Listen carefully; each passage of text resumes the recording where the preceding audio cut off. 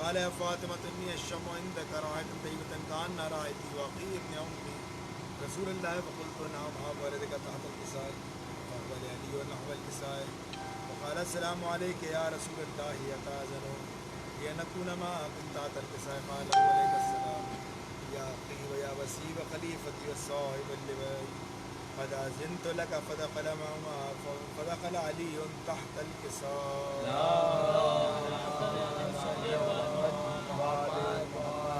ثم أتيت نحو الكساء قلت السلام عليك يا أبتا يا رسول الله أتأذن لي أن أكون معكم تحت الكساء قال وعليك السلام يا بنتي ويا بزعتي قد أذنت لك فدخلت تحت الكساء فلما يكمن جميعا تحت الكساء أخذ برسول الله بطرفي الكساء من البيت يبنى إلى السماء وقال اللهم إنه هؤلاء أهل بيتي وخاوستي وحرمتي لهم لمي ودمهم لمي يعلمني ما يعلمهم ويزرني ما يزرهم وأنا حربا لمن حاربهم وسلما لمن سالمهم وعدو لمن عاداهم ومحب لمن أحبهم إنهم مني وأنا منهم فجعل صلواتك وبركاتك ورحمتك وغفرانك ورزوانك علي وعليهم وعذبنهم الرجس وطهرهم تطهيرا اللهم صل على محمد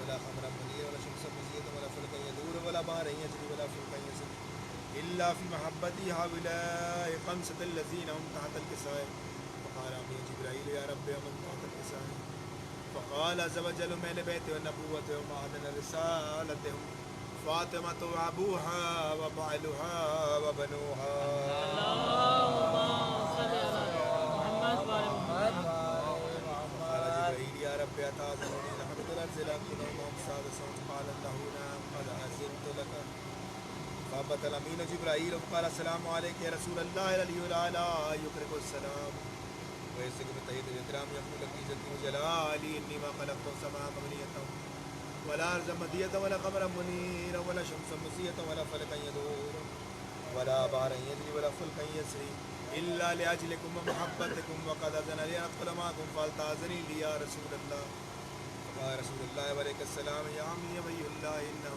نعم قد أذن لك فدخل جبرائيل معنا تحت الكساء قال إن الله قد أوحى عليكم يقول إنما يريد الله ليذهب عنكم الرجس أهل البيت ويطهركم تطهيرا اللهم صل على محمد وعلى محمد وقال النبي رسول الله بني مال جلوسنا هذا تحت الكساء من فضل الله وقال النبي صلى الله عليه وآله والذي بعثني بالحق نبيا واصطفاني برسالة نجيا ما ذكر خبرنا هذا في محفل من محافل أهل الأرض وفيه جمع من شيعتنا محبين إلا ونزلت عليهم الرحمة وحفت بهم الملائكة واستغفرهم لما تفرقوا قال علي عليه السلام إذن والله فزنا فائدة الشيطان رب الكعبة فقال أبي رسول الله صلى الله عليه وآله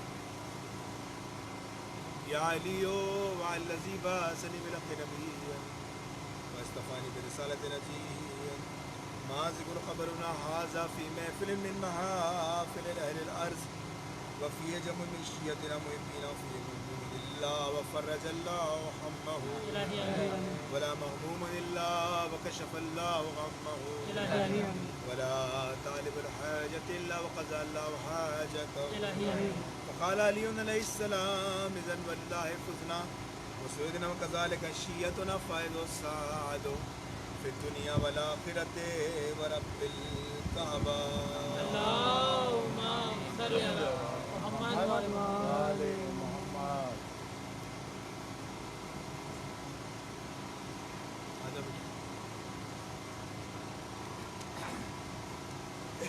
اللهم صل على محمد وعلى محمد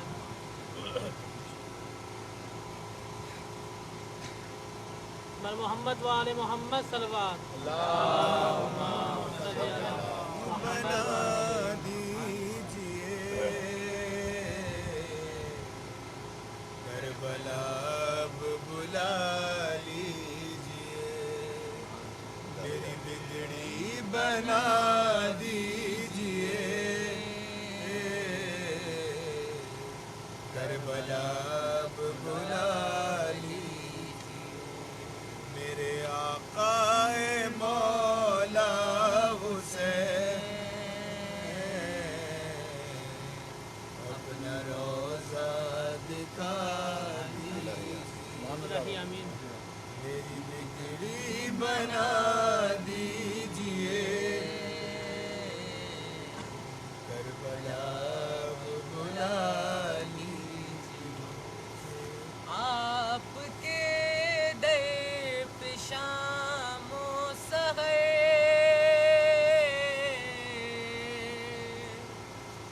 آتے ہیں سینکڑوں زائرین غم یہی ہے میرا نام کیوں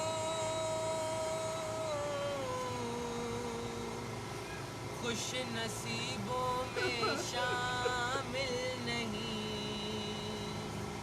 میری قسمت جگا دیجئے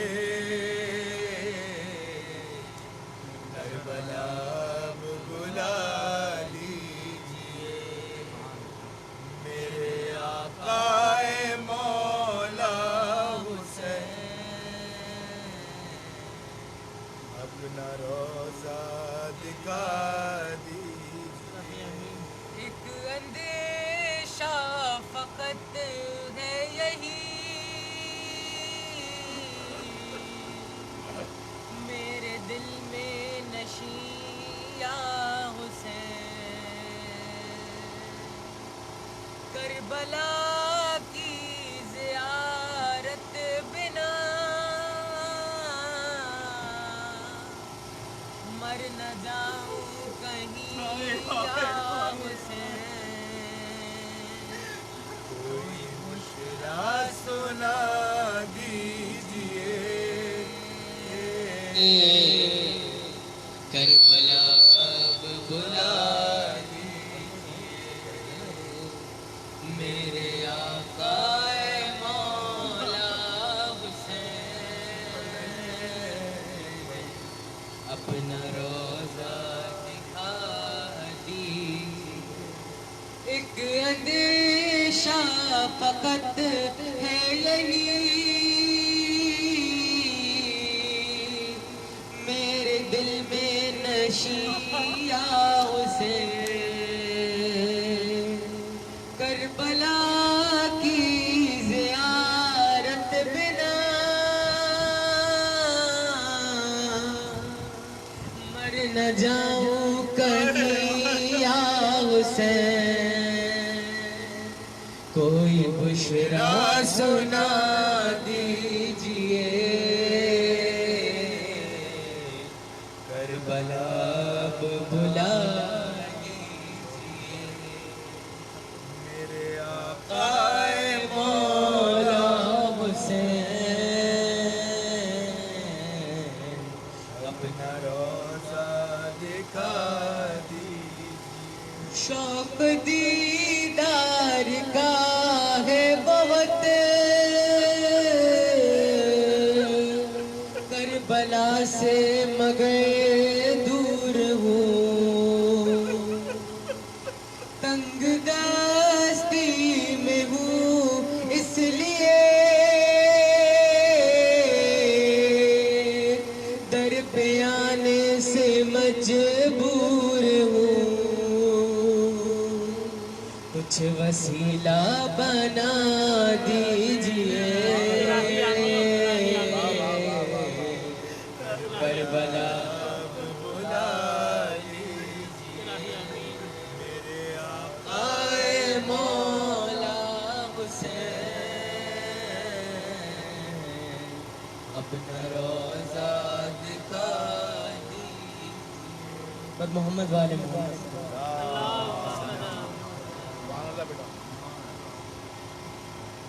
برائے خوشنود امام زمانہ بلند تر تلوا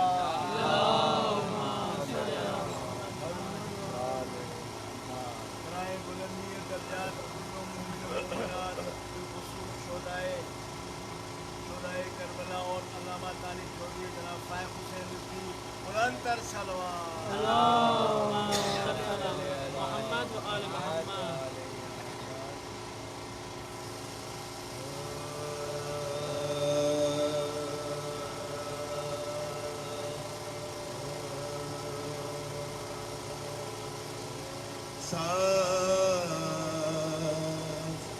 روشن کر رہا ہے یہ شریعت کا چہرہ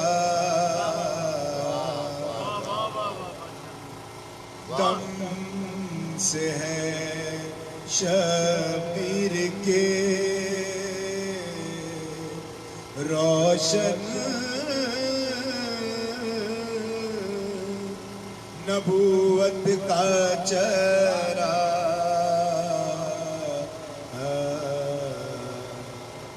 اور حشر تک آتے رہیں گے تیرے پروانے حسین بھائی روشنی دیتا رہے گا تیری تربت کا صلوات محمد وآل محمد روشن کر رہا بابا بلند صدر یہ مجلس پہلے شب جمعہ چندی جمعرات کے حساب سے مخصوص تھی تو سارا کلام میں نے سوچا وہی جو میں نے چندی کے حساب سے رکھا تھا سلام کے چند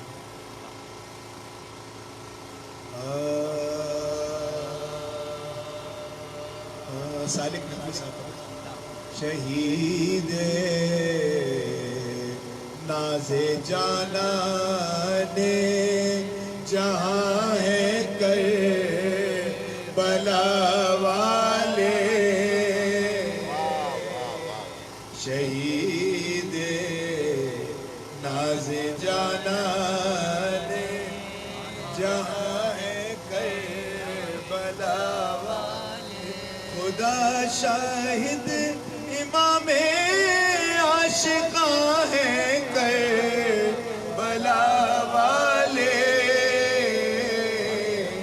شہید ناز جانا نے جہاں ہے کربلا مکین کائنات جاوداں ہے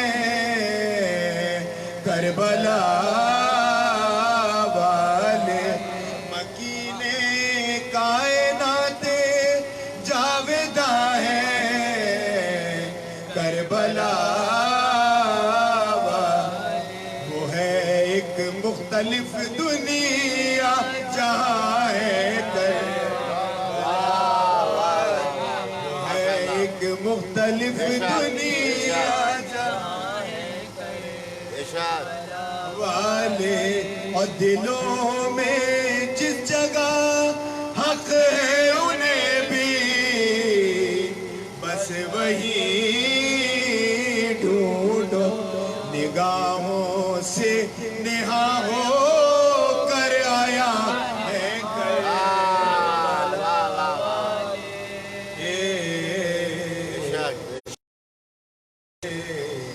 ناز جانا ادھر بھی ایک نظر اے زائران کعبہ و طیبہ یہاں کعبے کا قبلہ ہے یہاں ہے کربلا درود بر محمد والا کعبے کا قبلہ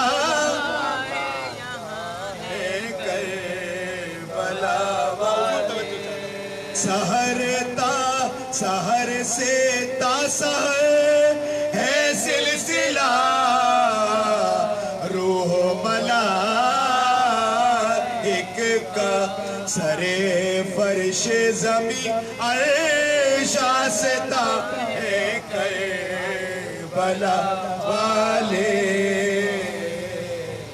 شہید ناز جانانے جائیں کربلا والے شفاعت کے لیے کہتے پھریں گے لوگ محشر توجہ شفاعت کے لیے کہتے پھریں گے لوگ محشر میں کہاں ہے کربلا والے کہاں ہے کربلا والے زمین کربلا اس وقت اٹھ گئے یہ پکارے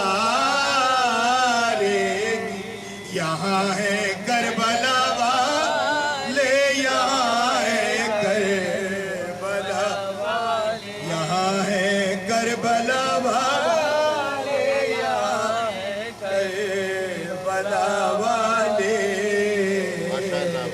شہید ناز جانا مختار سے یہی ہے جاوت ایمان یہی ہے منزل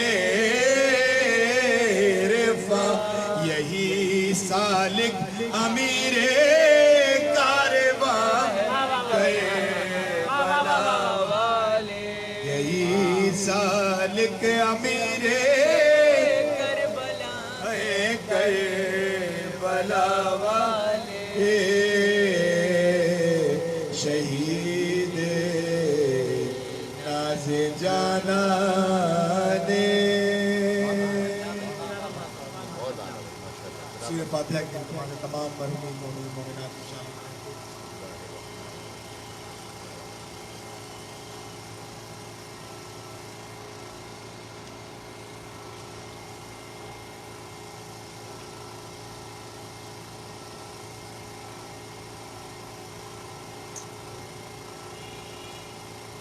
سید قیصر حسین ابن حیدر حسین کو بھی شامل کر لیں اور تمام مرحومین جن کے نام امام حسن آرگنائزیشن کی جانب سے ان کے لیے مجلس جو سجاد شبیر صاحب کے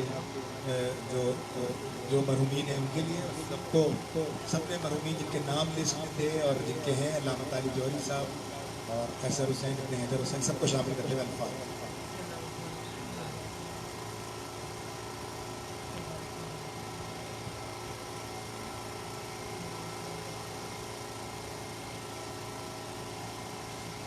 ڈالو دونوں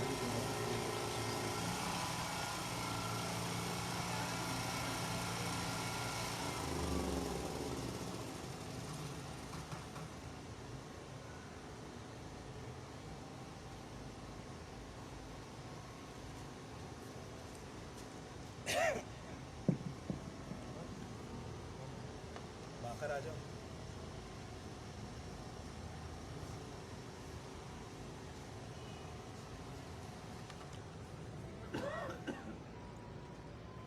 صلوات محمد بار دیگر صلوات اللہم صلی علی محمد و آل محمد بلائے ظہور امام زمان علیہ السلام باوجب علیہ الصلوات اللہم صلی علی محمد و آل محمد برائے خوشنود امام زمانہ بلند تر صلوات محمد و آل محمد برائے خوشنودی مولا غازی عباس سلمدار علیہ السلام بابت بلند علیہ الصلوات اللہم صلی علی محمد و آل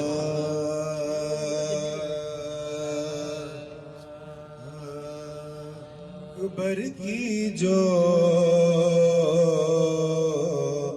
مقتل سے اٹھا لائے حسین لاش اکبر کی جو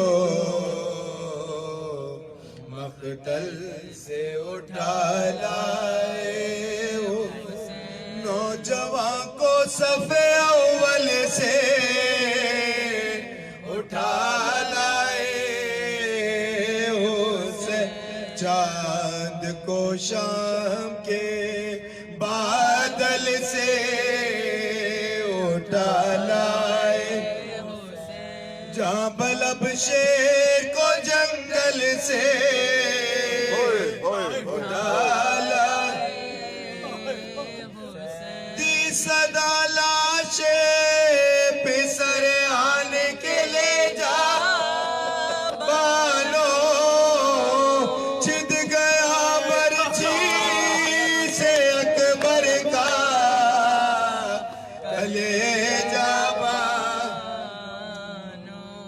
پہنچی خیمے میں جو حضرت کے یہ پر درد مسترب ہو گئی ناموں سے رسول دوست کا چلا کے سکینہ نے کہ ہے بھائی ارے فضا دوڑی سوئے در پہ کے سر پر سے پیٹتی زینب مزدر نکل ایمان بانو گھبرا کے کلے سے نکل آئی بات ارے دیکھ لے آخری دیدار پسر مرتا سامنے آنکھوں کے یہ نور نظر مرتا اب کوئی دم میں تیرا رشک قمر منہ سے باہر ہے زبان تشنا دم ہے سینے میں رکا زخموں سے خون جاری ہے آئے بانو تیرا گھر لوٹنے کی تیاری شاہ کے کاندھے پدے کالی اکبر کو نیڈا ہاتھ پہنا کے یہ چلائی کے ہائے ہائے میرے کیا غضب ہو گیا اے بادشاہ نیک ارے راس آیا نہ میرے بچے کو 18 واسا ٹکڑے تیغوں سے بدن ہو گیا سارا آئے آئے کون تھا جس نے میرے شیر کو مارا ہے آخری بند رو کے بانوں سے یہ فرمانے لگے سرورے سر نہ پیٹو ابھی زندہ ہے میرا مائے سانس آتی ہے پہر دم ہے دم باس بس ارے کوچ ان کا بھی ہے اور ہم بھی ہیں مرنے کے سب چھوٹے اب نہ رہا کوئی ہمارا بانو اس جوان بیٹے کے غم نے ہمیں مارا بانو لاش اکبر کی جو مقتل سے اٹھا لائے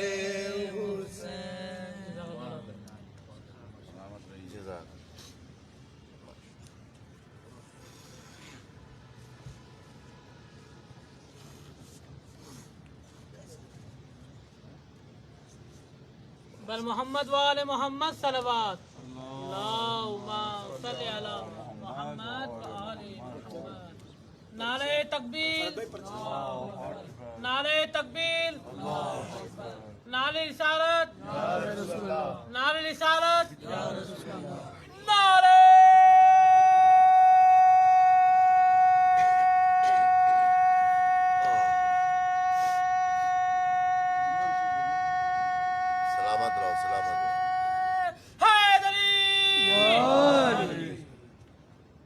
ایک تو اعلان سماعت فرما لے جتنے لوگ ہیں اس اعلان کو آگے تک جہاں تک آپ کی رسائی ہے دوست احباب مومنین نوحہ منتخب جہاں جہاں تک آپ کے تعلقات ہیں اس اعلان کو آگے بڑھائیے گا کہ ہفتے روز ہفتہ فوراً بعد نماز مغربین شہدائے کربلا انچلی سوسائٹی میں مجلس ترحیم جو کعبہ مولانا علامہ علی جوہری صاحب کی اصالِ ثواب اور جناب فائق حسین رضوی صاحب کی اصالِ ثواب کے لیے منعقد ہو رہی ہے، اور اس میں سوسخانی کے فرائض فائق حسین رضوی صاحب کے فرزند پیش کریں گے، اور خطاب مولانا سید رضا حیدر رضوی صاحب کریں گے۔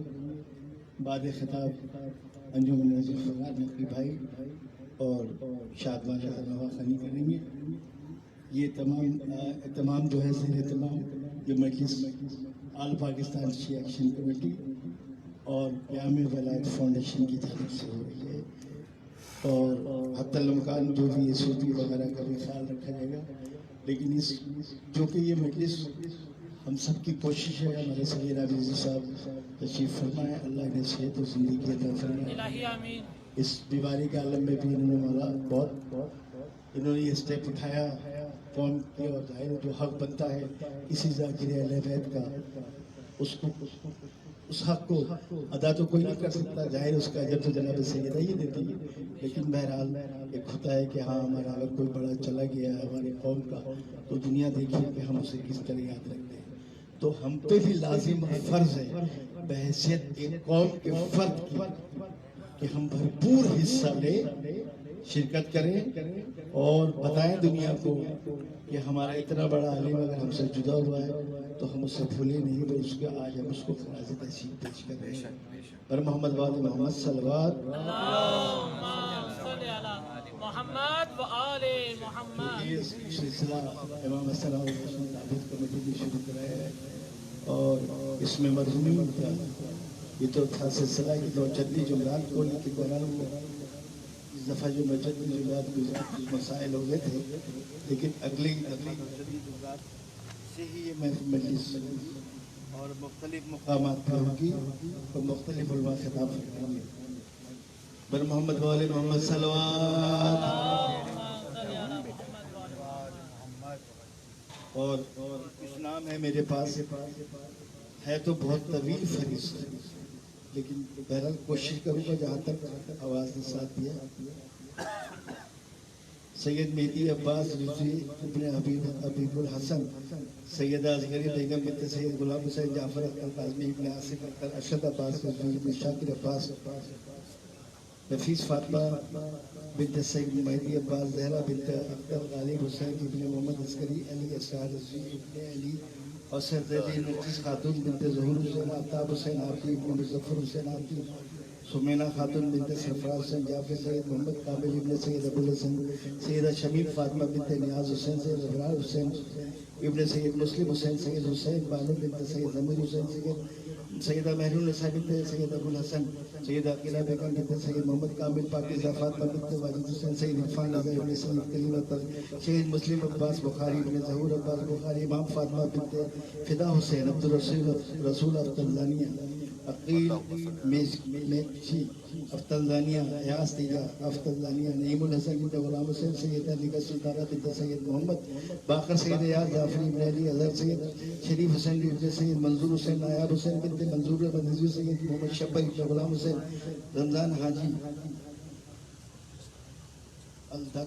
ذوالقرنین، جناب جینو بھائی، اسماعیل جنو بھائی، اختری بیگم بنت ہادی حسین، کلیز فاطمہ بنت الطاف حسین، قیصر حسین جعفری ابن ہادی حسین، راجہ سلطانہ قاسم حسین ابن غلام حسین، محسن زیدی ابن امیر زیدی، مہربان بنت سید زاہد حسین ابن غلام حسین، محمد حسین زیدی، زہن شاہ حسین جعفری ابن منظور حسین جعفری، صغیر مہدی نقوی ابن وسیع احمد نقوی، پاکیزہ نصرت حسین، نازش حسین بنت ظہیر حسین، سید محمد اختر زیدی ابن سید محمد سبتین زیدی، سیدہ نوید حسین جعفری ابن سید اقلاف حسین، سیدہ نعیم فاطمہ بنت سید برکت حسین جعفری، قاضی علی رضا ابن احمد علی قمر، قاضی بنت احمد علی، حیدر حسین ابن سید قاسم حسین ابن حیدر، قیصر حسین ابن حیدر حسین، آمنہ حیدر بنت حیدر مہندی، اقبال فاطمہ بنت آل عباس، مشرف علی ابن افتخار جعفری، نرگس نقوی بسی پڑھوں گا، پھر بعد میں دوسری فہرست بعد میں پڑھوں گا، یہ بس چند نام لے کے ہاں چلے نیت ہی کر لیتے جتنے بھی اس نام اس فہرست میں ہیں۔ اس فہرست میں جتنے نام لکھے ہوئے ہیں اور یہ تمام وہ نام ہیں جن کے سال ثواب کے لیے امام حسن اور زندہ آباد کمیٹی اس سلسلہ شروع کیا ہے، اور یہ بغیر کسی سے کوئی اس کا کسی قسم کا کوئی ہدیہ نہیں، بل جو بھی نام شامل کرنا چاہتا ہے اپنا نام شامل کر لیتا ہے۔ آج کے جو خاص طور پہ ہمارے علامہ سجاد شفیع صاحب کی فیملی کی طرف سے یہ مجلس، خصوصاً مجلس ہے تو سب کی طرف سے، لیکن بہرحال ان کی طرف سے بھی خصوصی ہے، اور ان کی جو مرحومین ہیں بہنوئی، ماشاءاللہ جو ان کے بہنوئی تھے جی بہت بڑے ایڈوکیٹ تھے، اور جنہیں پچھلے کئی برسوں پہلے نازآباد میں شہید کر دیا گیا تھا، تو ان کی سال ثواب کے وقار حسین ایڈوکیٹ، تو ان کی بھی یہ سال ثواب شامل ہے۔ مولا ان کو اپنے جوار رحمت میں جگہ عطا فرمائے، اور شہید کا درجہ تو ویسے ہی بھی بلند ہوتا ہے، اور سجاد شفیع صاحب بھی ظاہر ہے اس بات پہ فخر کریں گے کہ انہیں بھی ان کے خاندان کو بھی ایک شہید کا درجہ نصیب ہو۔ مولا سب کو سلامت رکھے، بر محمد و آل محمد صلوات۔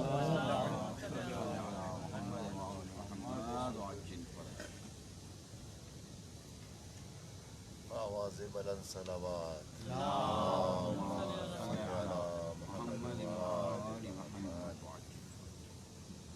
برائے خوشنود امام زمانہ بلند تر صلوات۔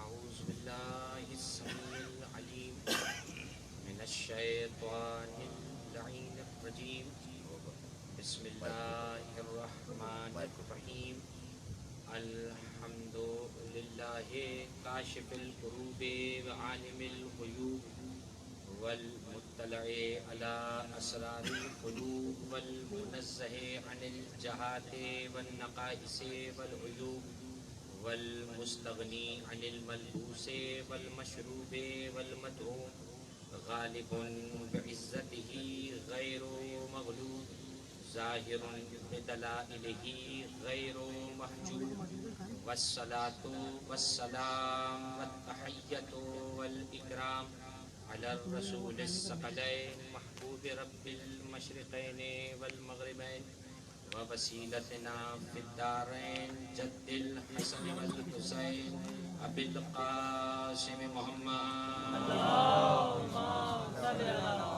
محمد وآل محمد وآله الطيبين الطاهرين المعصومين المظلومين المنتجبين المنتخبين أما بعد فقد قال الله سبحانه وتعالى في محكم كتابه المجيد وفرقانه الحميد وقوله الحق بسم الله الرحمن الرحيم والعصر إن الإنسان لفي خسر إلا الذين آمنوا وعملوا الصالحات وتواصوا بالحق وتواصوا بالصبر صلوات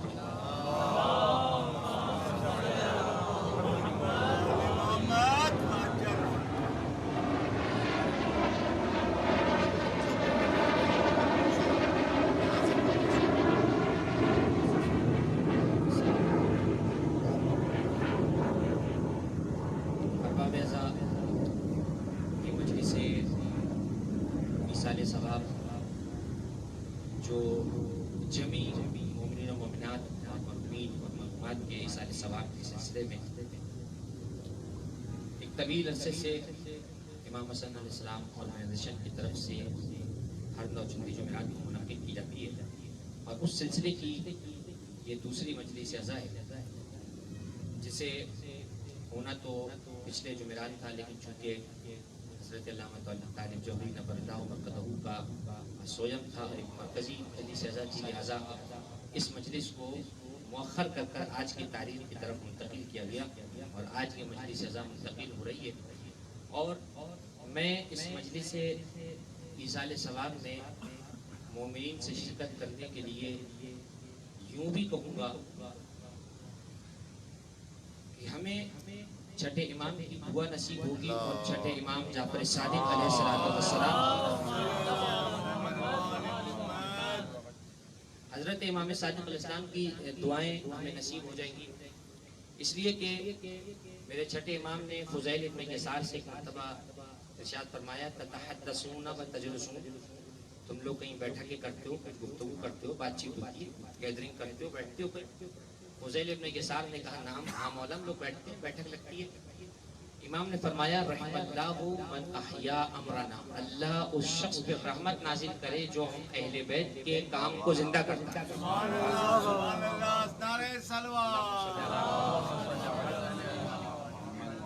رحم اللہ من احیا امرنا، امام فرماتے ہیں اللہ اس شخص پر رحمت نازل فرمائے جو ہم اہل البیت کے کام کو، ہماری باتوں کو، ہمارے مشن کو، ہمارے مقصد کو زندہ کرتا ہے.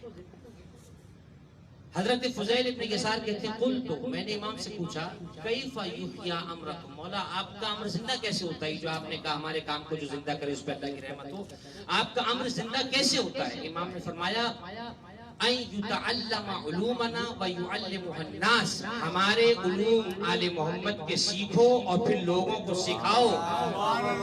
ہمارے علوم سیکھو اور اسے لوگوں کو پہنچاؤ. جو مجلس میں آپ کے سامنے جو گفتگو کروں گا، جو سبق پڑھوں گا، تو جو علوم اہل بیت، جو علوم آل محمد ہم نے مکتب آل محمد سے بحیثیت طالب علم سیکھے ہیں، وہ ہم آپ تک پہنچائیں گے اور اس سے آل محمد کے امر کا احیاء ہوگا. سلامات علیہ محمد والے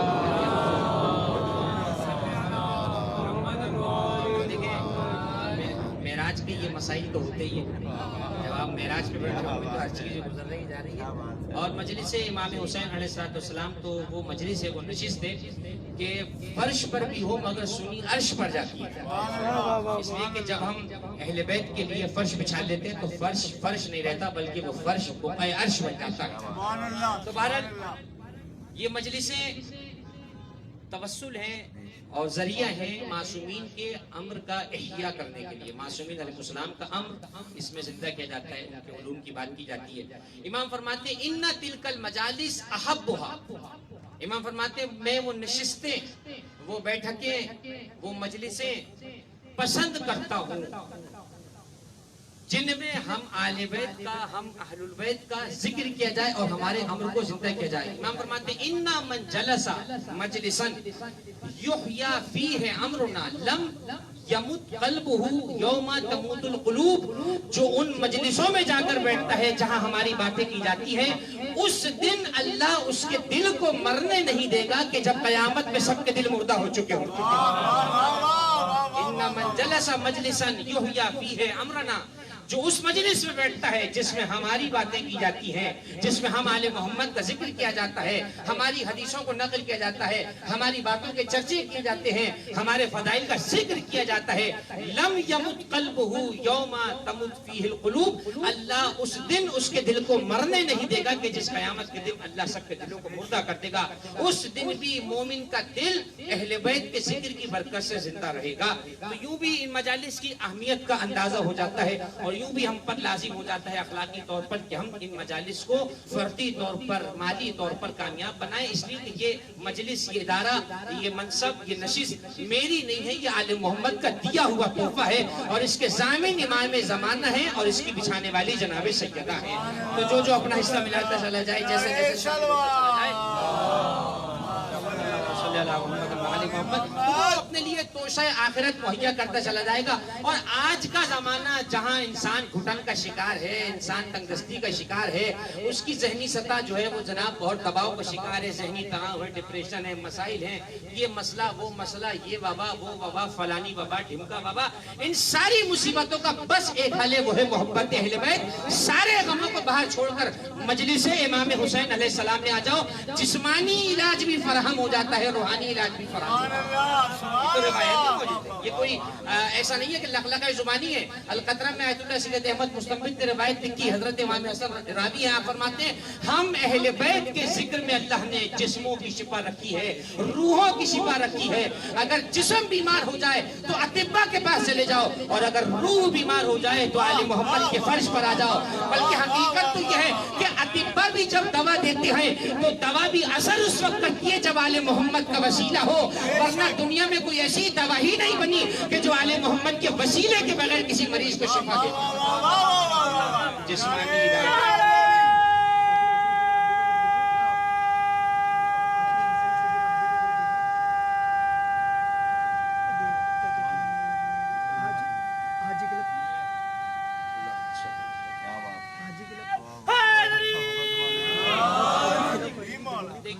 چاہ رہا تھا کہ یہ برادر ذرا مجلس کے درمیان میں ایک نعرہ لگا دیں. اب بعد میں ان کی مرضی ہے، لیکن یہ جو نعرہ ابھی لگا ہے اور جو ریکارڈ ہو گیا، میں ایک جملہ کہوں اس پر کہ اتنا طویل نعرہ، اب ظاہر ہے کہ یہ سانس کے بغیر تو نہیں لگ سکتا.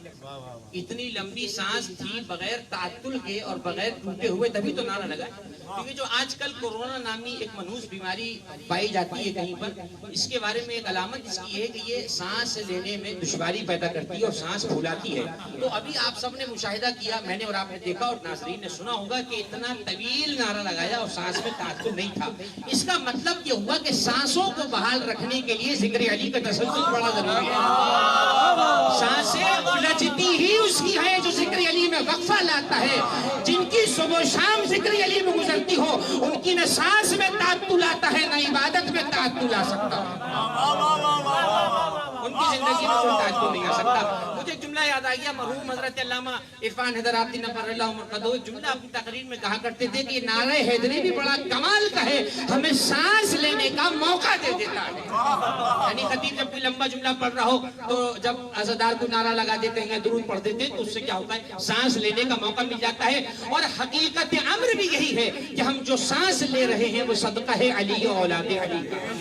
اس وقت کی مجلس سزا منعقد ہو رہی ہے اور تشریف رکھتے ہیں آپ اہل علم دانش بیٹھے ہیں، علماء تشریف فرمائیں. اور میں بڑا اپنے آپ کو خوش بخت محسوس کرتا ہوں کہ ایسے ایسے علماء، حضرت مولانا رضا حیدر تشریف فرمائیں، حضرت علامہ اطہر مشہدی، حضرت علامہ سجاد شبیر رضوی صاحب ہیں، ہمارے جتنے اہیبہ بیٹھے ہیں علامہ سجاد رضوی صاحب ہیں، اور سب سے بڑھ کر ہمارے بزرگ حضرت صغیر عابد رضوی صاحب جو طویل علالت کو ہرا کر اس وقت فرش امام حسین میں بیٹھے ہیں، اور حسن صغیر عابدی صاحب کے دولت قدر پر یہ مجلس سازا ہو رہی ہے. جتنے میرے دوست احباب بیٹھے ہیں، خدا ان سب کی عزتوں میں، رفعتوں میں دن دوگنی رات چوگنی ترقی عطا فرمائے.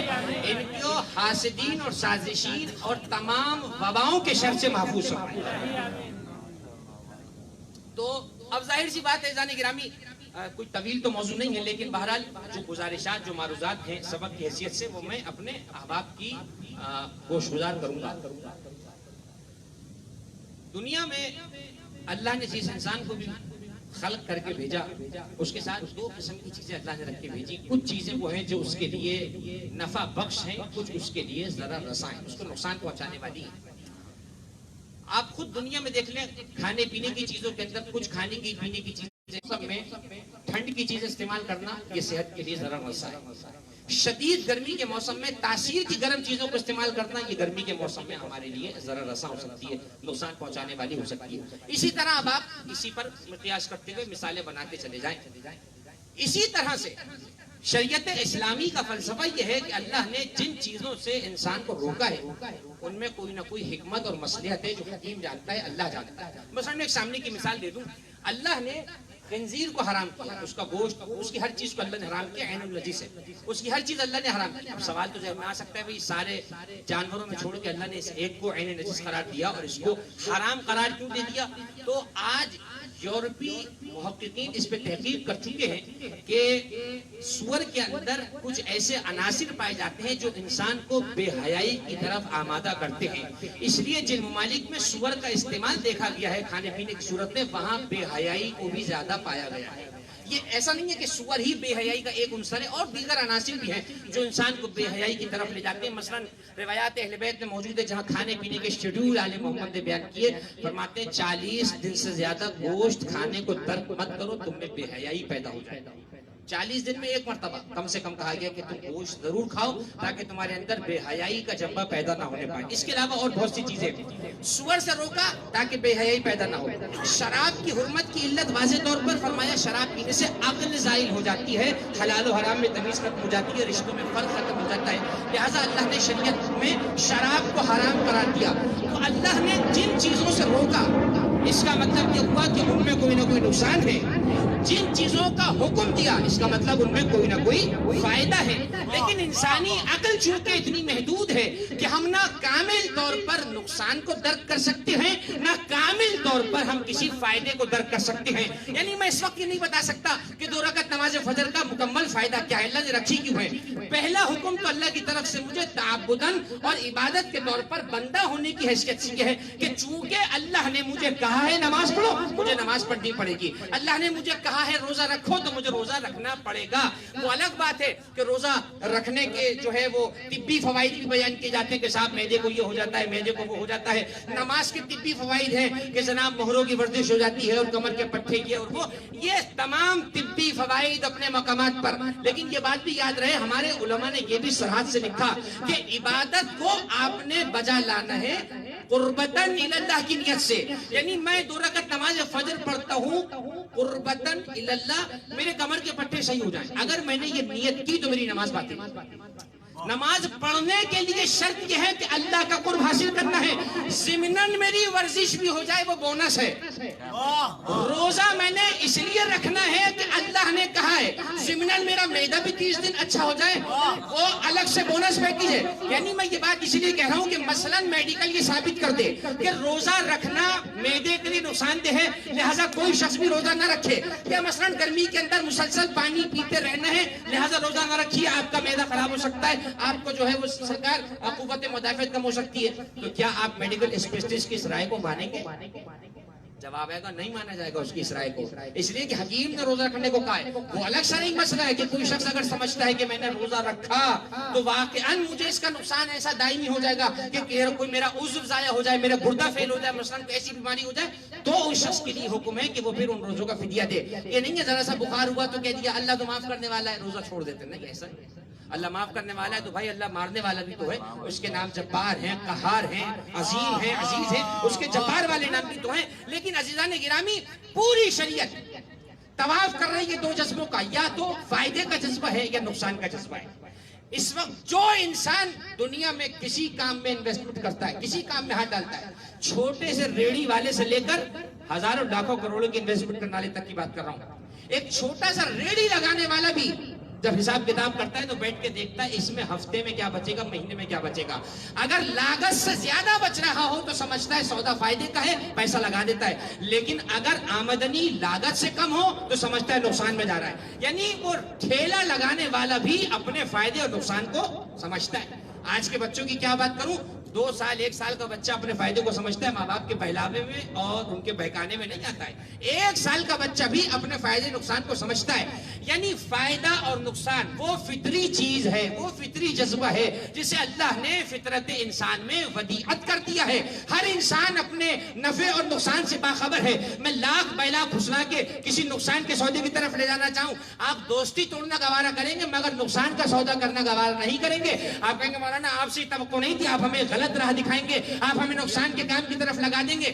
تو بھئی سوال یہ پیدا ہوتا ہے کہ جب انسان اپنے معاملے میں نہ چاہتے ہوئے بھی نقصان کی طرف نہیں جاتا, نفع کی طرف جاتا ہے, تو ذرا اس اللہ کے بارے میں بتائیے کہ جو ہمارا بھی خالق ہے, ہمارے ماں باپ کا بھی خالق ہے, ہمارے آئندہ کو بھی جانتا ہے, ہمارے پچھلے کو بھی جانتا ہے, ہمارے حال کو بھی جانتا ہے. اب اگر وہ کسی چیز سے روک رہا ہے اس کا مطلب اس میں کوئی نقصان ہے جو اللہ سمجھ رہا ہے, ہم نہیں سمجھ رہے. کوئی نہ کوئی نقصان ہے, کوئی نہ کوئی اس میں مصلحت ہے. دیکھیے کسی نے میرے مولا سے پوچھا, مولا یہ انسان پریشانی کیوں نظر آتا ہے؟ اب دیکھیں پوچھا تو گیا تھا امیر المومنین کے زمانے میں, لیکن ایسا لگ رہا ہے کہ آج کے زمانے میں کسی چلتے پھرتے پریشان نے شاید مولا سے پوچھا ہے. جیسے قرآن آفاقی ہے, جیسے قرآن کنٹینیو ہے, ویسے ہی فرامین آل محمد کنٹینیو ہے. آج بھی آل محمد کا قول پڑھو, ایسا لگے گا آج کا کوئی زمانے کا شخص اٹھ کے پوچھ رہا ہے. مولا سے پوچھا یہ انسان پریشان کیوں ہے؟ مسکرا کر 2 ہی جملے میں جواب دیا, فرمایا بے وقت مانگتا ہے, ضرورت سے زیادہ مانگتا ہے. 2 جملوں میں میرے مولا نے مسائل کا حل دے دیا. بیٹھے رہے تمہارے تھنک ٹینک بیٹھ کر کرتے رہے فیصلے, بناتے رہے پالیسیز, بناتے رہے معیشت کے نام پر بیوقوف بنانے والے پیکیجز, بناتے رہے عوام کو ریلیف دینے کے نام پر تباہ کرنے والے بجٹ. علی نے 2 جملوں میں فلسفہ بتا دیا, کہا انسان کی سارے پریشانیوں کی 2 وجہ ہیں, بے وقت مانگتا ہے, ضرورت سے زیادہ مانگتا ہے. بے وقت مانگتا ہے. آپ کیا کرتے ہیں؟ دیکھیے میں ایک جملہ بھی عرض کروں, علماء بیٹھے ایک جملہ شرعی مسئلے کے طور پہ, ہمارے افاضل بیٹھے, ان سے تائید بھی ہو جائے. بھئی ہمارے یہاں کیا ہے کہ ذرا سا کوئی وہم ہوا, لیجیے استخارہ. استخارہ نہ ہو گیا پتہ نہیں کیا ہو گیا, اور پھر استخارہ اگر مرضی کے خلاف نکل آئے, تو بھاگتے اس سے ایسے جیسے استخارہ میں نے تو کیا ہی نہیں تھا. اس نے مولانا اچھے اس کے خلاف جا سکتے ہیں تو بھائی آپ سے کرنے کو کس نے کہا تھا؟ استخارے سے پہلے ایک مرحلہ ہے, علماء نے کتابوں میں لکھا, افاضل بیٹھے تائید کریں گے, علماء نے استخارے سے پہلے ایک لفظ رکھا استشارہ, یعنی طلب خیر کرنے سے پہلے طلب مشورہ ہے. آپ کوئی کاروبار شروع کرنا چاہتے ہیں, اس کے ایکسپرٹ سے ہائی ہیلو کرتے ہیں, ان سے ذرا حال احوال لے لیں مارکیٹ کا, ان سے خیر خیریت لے کے پوچھ لیں, وہ جو مشورہ دیں گے آپ کے ذہن میں ایک اسکیچ ڈرا ہو جائے گا, ایک نقشہ بن جائے گا. اب آپ کے لیے معاملہ آسان ہے, پوچھنا کسی سے نہیں ہے, استخارہ پہلے کر لیا, مرضی کے خلاف آئے گا تو پھر کہیں گے اسے دوبارہ کرا سکتے ہیں بھائی, 1000 بار کرا سکتے ہیں. کس نے کہا آپ سے دوبارہ نہیں ہو سکتا؟ 1000 بار ہو سکتا ہے, استخارے کے خلاف بھی جایا جا سکتا ہے, اس لیے کہ استخارے کو خود آپ کیا کریں, طلب خیر کرنا. اللہ سے آپ نے مشورہ پوچھا ہے, استخارہ ماننا واجب نہیں ہے, لیکن علماء کہتے ہیں اس کے خلاف جانے میں نقصان ہے, خلاف جائے نہیں جائے, اس لیے کہتے ہیں استخارے پہ ڈائریکٹ نہ جائیں. اب آپ استخارے کر رہے ہیں, بیٹھے ہوئے معاملات لے کر چل رہے ہیں, استخارہ خلاف. انسان, اب مثال کے طور پہ جملہ عرض کر رہا ہوں, کسی کا بہت پہلے کا واقعہ, ہمارے ایک عزیز تھے, انہوں نے استخارہ کیا, یہ W11 جس زمانے میں چلتی تھی, مثال کے باب میں ایک بات بیان کر رہا ہوں بھائی, وہ انہیں خریدنی تھی, استخارہ کروا لیا. اچھا استخارے میں پتہ نہیں کوئی لوگوں کے مسائل ہیں, واللہ عالم, مجھے نہیں معلوم اس کا مدرک اور اس کا ماخذ کیا ہے, فلاں سے کرائیں گے تو شاید اچھا نکال لیں گے. بھائی جیسے کس نے کہا, ہاں یہ ضرور ہے کہ آپ عالم بعمل سے نکلوائیں, ہر جیسے سے وہ جیسے سے نہ نکلوا لیں آپ جا کر کے, آپ اس کے نہیں ہیں, یہ بھی رشتوں کے بڑے عجیب مسائل ہو گئے. اب یہ میرا موضوع نہیں ہے, لیکن میں داخل ہو گیا تو جملہ کہہ کے گزر رہا ہوں. لڑکے والوں نے وہاں سے دکھوایا, ان کو ان کی مرضی کا آگے تو ٹھیک, لڑکی والوں وہاں دکھا دیا کہ ہماری مرضی کو تو نہیں, ٹھیک. اب جب دونوں مولویوں کو ملا ہے تو کہہ رہے ہم سے تو کچھ اور کہا تھا, ان کو کہا کہ نہیں نکلوا جائے, ان سے کہہ دیا نکلوا جائے. تو یہ جھوٹ کس سے بول رہے ہیں آپ بھائی؟ اپنے آپ سے جھوٹ بول رہے ہیں اور اللہ کے کلام سے جھوٹ بول رہے ہیں. تو عزیزان گرامی, انسان بے وقت مانگتا ہے, ضرورت سے زیادہ مانگتا ہے. آج ہماری پریشانیوں کی سبب یہی ہے, ہم وہ تو خدا سے مانگتے ہیں کہ جس کے ہم اہل ہیں یا نہیں ہیں, لیکن ہم اس کا شکر نہیں کرتے جو اللہ نے ہمارے پاس پہلے سے دیا ہوا ہے. آج آپ دیکھ لیجئے, 200 گز میں رہنے والا 600 گز کے لیے تو رو رہا ہے, لیکن 60 گز والے کو نہیں دیکھ رہا, اس سے تو اچھا ہوں کم سے کم 200 گز میں رہے. ایک 4 پہیوں کی گاڑی والا یہ تو رو رہا ہے کہ اس سے بڑی گاڑی نہیں مل رہی, وہ یہ نہیں دیکھ رہا کم سے کم 2 پہیوں والی گاڑی بھی تو نہیں چل رہا ہوں. 2 پہیوں گاڑی والا رو رہا ہے میرے پاس 4 والی کیوں نہیں ہے, یہ نہیں دیکھ رہا کم سے کم بسوں میں دھکے کھانے والے سے تو اچھا ہوں کہ اپنی سواری ہے. عزیزان گرامی, انسان کے مسائل کی طویل فہرست ہے, میں آپ کے حق میں ہوں, آپ کے ساتھ ہوں, آپ کے خلاف نہیں جا رہا. طویل فہرست ہے شکووں کی, کبھی نہ ختم ہونے والی. لیکن کیا بتلائیے, کیا شکوہ کر لینے سے خدا آپ کے مقدر میں وہ لکھ دے گا جو نہیں ہے؟ جب یہ طے ہے کہ وہ ہو کے رہے گا جو اللہ نے لکھا ہے, تو کیا ہی اچھا ہے کہ شکووں پہ فاتحہ پڑھ کر دفن کر دے اور شکر کی منزل پر آ جائے. جو نہیں ہے اس پر شکوہ نہ کرے, جو ہے اس پہ شکر کرتا رہے, تاکہ لئن شکرتم لازیدنکم کی منزل پر آ جائے. اللہ نعمتوں کو دگنا کرتا چلا جائے. جو ہے اس پہ شکر کرے, آج شکر کرے. آج یہ دیکھیں, یہ جو ماحول چل رہا ہے, کتنے سکون سے بیٹھ کے مجلس عزا ہو رہی ہے, اور کوئی کسی سے وحشت نہیں کھا رہا, کوئی کسی سے خوف نہیں کھا رہا, اور کوئی کسی کو دیکھ کر آگے پیچھے نہیں ہو رہا.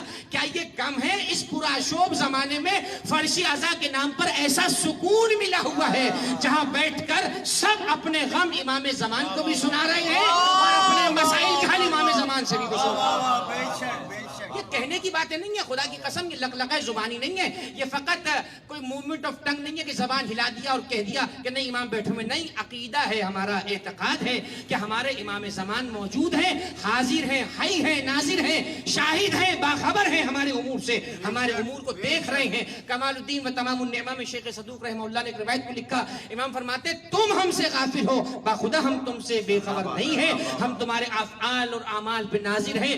تمہارے تمام اعمال ہر شب جمعہ بما ولدیت ہماری بارگاہ میں پیش کی جاتے ہیں, ہم تمہارے اعمال نامے کو پڑھتے ہیں.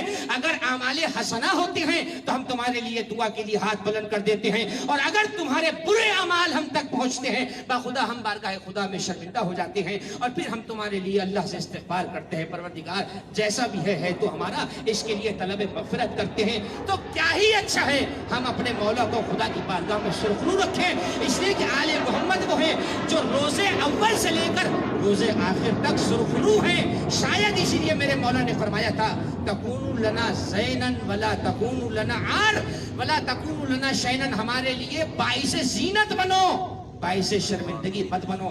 جس فورم پر، جس میدان پر، جس اسٹیج پر، جس محاذ پر، جس مجلس میں، جس گیدرنگ میں میں نے اگر امام صادق کو باعث شرمندگی کوئی کام کیا، اس کا مطلب میں نے امام کے لیے شرمندگی کا سامان فراہم کیا. اور اگر کسی فورم پر میرے کسی اچھے عمل سے مذہب جعفریہ کا نام بلند ہوا، میں نے امام صادق کو فخر کا موقع فراہم کیا. یہ میرا اور آپ کا اب گراؤنڈ ہے کہ میں نے امام کو باعث فخر بنانا ہے یا نعوذ باللہ امام کے لیے کچھ اور سامان فراہم کرنا ہے. عزیزان گرامی، نفع اور نقصان انسان اسی کے بیچوں بیچ چل رہا ہے. کچھ چیزیں ہیں کرو تاکہ اس سے تمہیں نفع پہنچے، کچھ چیزوں سے روکا وہ نہ کرو تاکہ اس سے تمہیں نقصان نہ ہونے پائے. اب اس کا مطلب یہ ہوا خدا جس چیز کا حکم دیتا ہے، توجہ رکھیے گا، اس کا مطلب یہ ہے کہ اس میں نقصان نہیں ہے. اتنی بات تو ہمیں سمجھ میں آ گئی کہ خدا کسی بھی ایسی چیز کا حکم نہیں دے گا جس میں نقصان پایا جاتا ہو. اب اس کا مطلب اگر خدا قرآن میں حکم یہ دے رہا ہے کہ قُلْ لَا أَسْأَلُكُمْ عَلَيْهِ أَجْرًا إِلَّا الْمَوَدَّةَ فِي الْقُرْبَى، کہ اہل بیت سے مودت رکھو، قربہ سے مودت رکھو. ہمیں مودت کا اگر حکم دے رہا ہے تو اس کا مطلب اس میں فائدہ ہمارا ہے، اللہ کا کوئی فائدہ نہیں ہے. اس لیے کہ اللہ کو کوئی فائدہ نہیں پہنچا سکتا.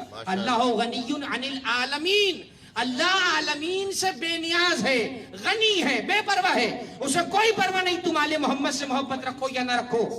اس لیے کہ وہ اپنے کو خود ودود کہہ چکا ہے اور مودت ودود سے ہی نکلا ہے. اے حبیب، تیری آل سے کوئی مودت رکھے نہ رکھے، میں اللہ تیری آل سے بڑی مودت رکھتا ہوں، میں ان سے بڑی محبت رکھتا ہوں، میں ان کو بڑا پسند کرتا ہوں، ان سے بڑی محبت رکھتا ہوں.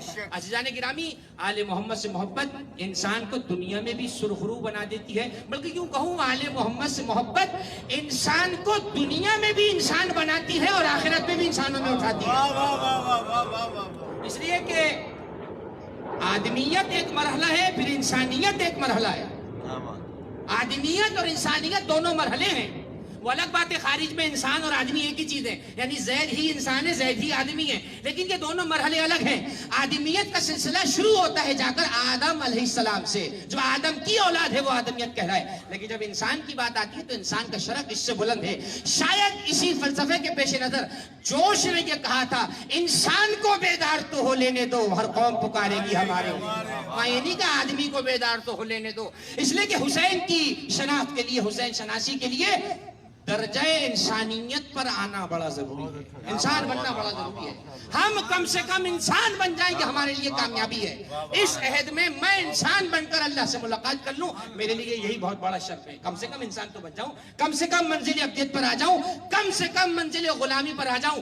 جسے ہم شریعت کی زنجیر سمجھتے ہیں نا، جسے ہم غلامی سمجھتے ہیں، کیوں میں شریعت کی پابندی کروں، کیوں میں حلال و حرام کو فالو کروں، میں تو بڑا براڈ مائنڈڈ ہوں، میں تو بڑا آزاد ذہن ہوں، میں تو بڑا روشن خیال ہوں، جسے ہم شریعت کی زنجیر کہتے ہیں. ذرا جا کر دیکھو وہ علی کہ آیت قرآنی جس پہ فخر کرتی ہیں، اس علی نے اگر فخر کیا ہے تو عبد ہونے پہ فخر کیا ہے. علی بستر رسول پہ سوئے کبھی فخر نہیں کیا، علی نے بتوں کو توڑا کبھی فخر نہیں کیا، علی مباہلے میں نفس بن گئے کبھی فخر نہیں کیا، علی کو خیبر میں علم ملا کبھی فخر نہیں کیا، علی آیے تکفیر کا مصداق بن گئے فخر نہیں کیا. لیکن فخر کیا تو کہنے لگے پروردگار کافی ہے میرے فخر کے لیے، تو میرا رب ہے، میں تیرا بندہ ہوں. یہ کافی ہے میرے فخر کے لیے، یہ کافی ہے. نعرہ تکبیر، اللہ اکبر، نعرہ رسالت، نعرہ حیدری. عزیزان گرامی، اب ایک جملہ، اب آ گئی بات یہاں پر تو میں اسی سے متصل کر دوں.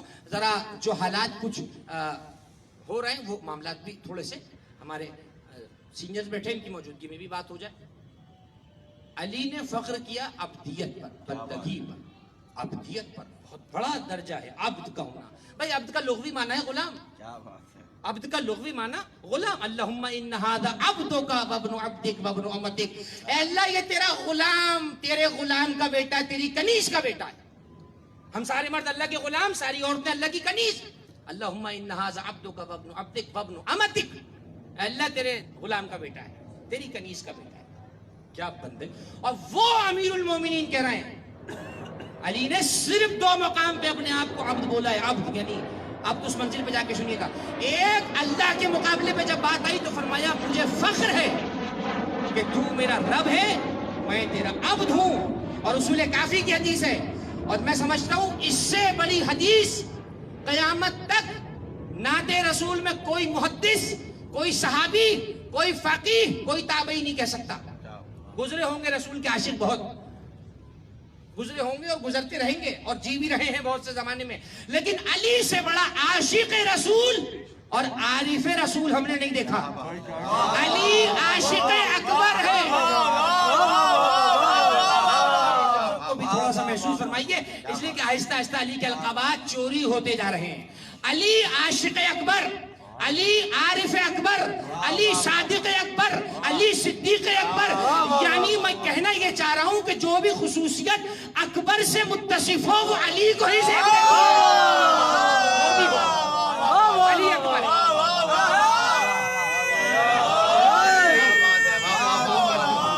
सारी खुसूसियतें अली के लिए। अच्छा भैया मैंने कोई गुलू कर दिया शान अमीरुल मोमिनीन में? नहीं, गुलू नहीं किया है, अकीदा बयान किया है और डंके की चोट पर बयान किया है, बबांगे दोहल बयान किया है और मैंने बड़ा नापतोल कर जुमला बयान किया है, इसलिए कि मजहब तशय्यो में अकीदा इमामत की शराइत में से एक शर्त यह है कि इमाम आलमुन्नास, अफजलुन्नास, अकबरुन्नास, अशजाउन्नास, अफ्तन्नास, अख्तन्नास, यानी जितनी भी सुपरलेटिव डिग्रीज हैं वो सब इमाम वक्त होनी चाहिए। इससे बड़ा कोई नहीं होता हमारे यहाँ।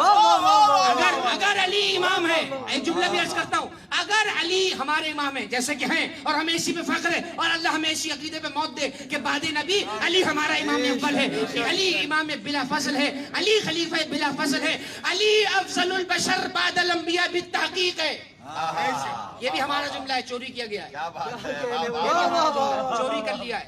अली अफजलुल बशर बादल अंबिया बित्तहकीक, उन्होंने किसी और से जोड़ दिया है। बहरहाल लकुम दीनुकुम वलिय दीन, तुम्हारे लिए तुम्हारा दीन, हमारे लिए हमारा दीन। यनाबिउल मवद्दा शेख सुलेमान कुंदूजी हनफी की किताब है और तमाम अहले मवद्दत ने कम से कम मुतालिया तो किया होगा। यनाबिउल मवद्दा, मवद्दत के सरचश्मे, मवद्दत के सरचश्मे, इसका मतलब क्या हुआ? मवद्दत के सरचश्मे तो जाहिर है अहले बैत ही के लिए लिखी होगी, किसी और के लिए तो नहीं लिखी होगी। शेख सुलेमान कुंदूजी हनफी कुस्तुनतुनिया के मुफ्ती आजम, जैसे आपका कोई होगा मुफ्ती आजम पाकिस्तान का आजकल, तो उस जमाने के मुफ्ती आजम शेख सुलेमान कुंदूजी हनफी बलखी, ये एक ही आदमी है, 5-6 नहीं है। तरीका होता था इनका नाम को लंबा चौड़ा बड़ा करते थे, शॉर्ट में नाम मोहम्मद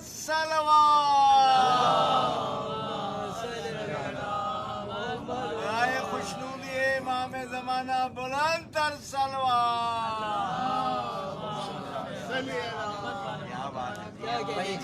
बात बता रही है कि आप परेशान हो गए हैं, थक गए, वक्त खत्म हो गया और बिल्कुल तकरीर वक्त पर ही तमाम हो जाएगी, इसलिए कि अली के शियों की कलामत वक्त की पाबंदी भी है। क्या बात, तो अपनी मजलिस खत्म हो जाएगी।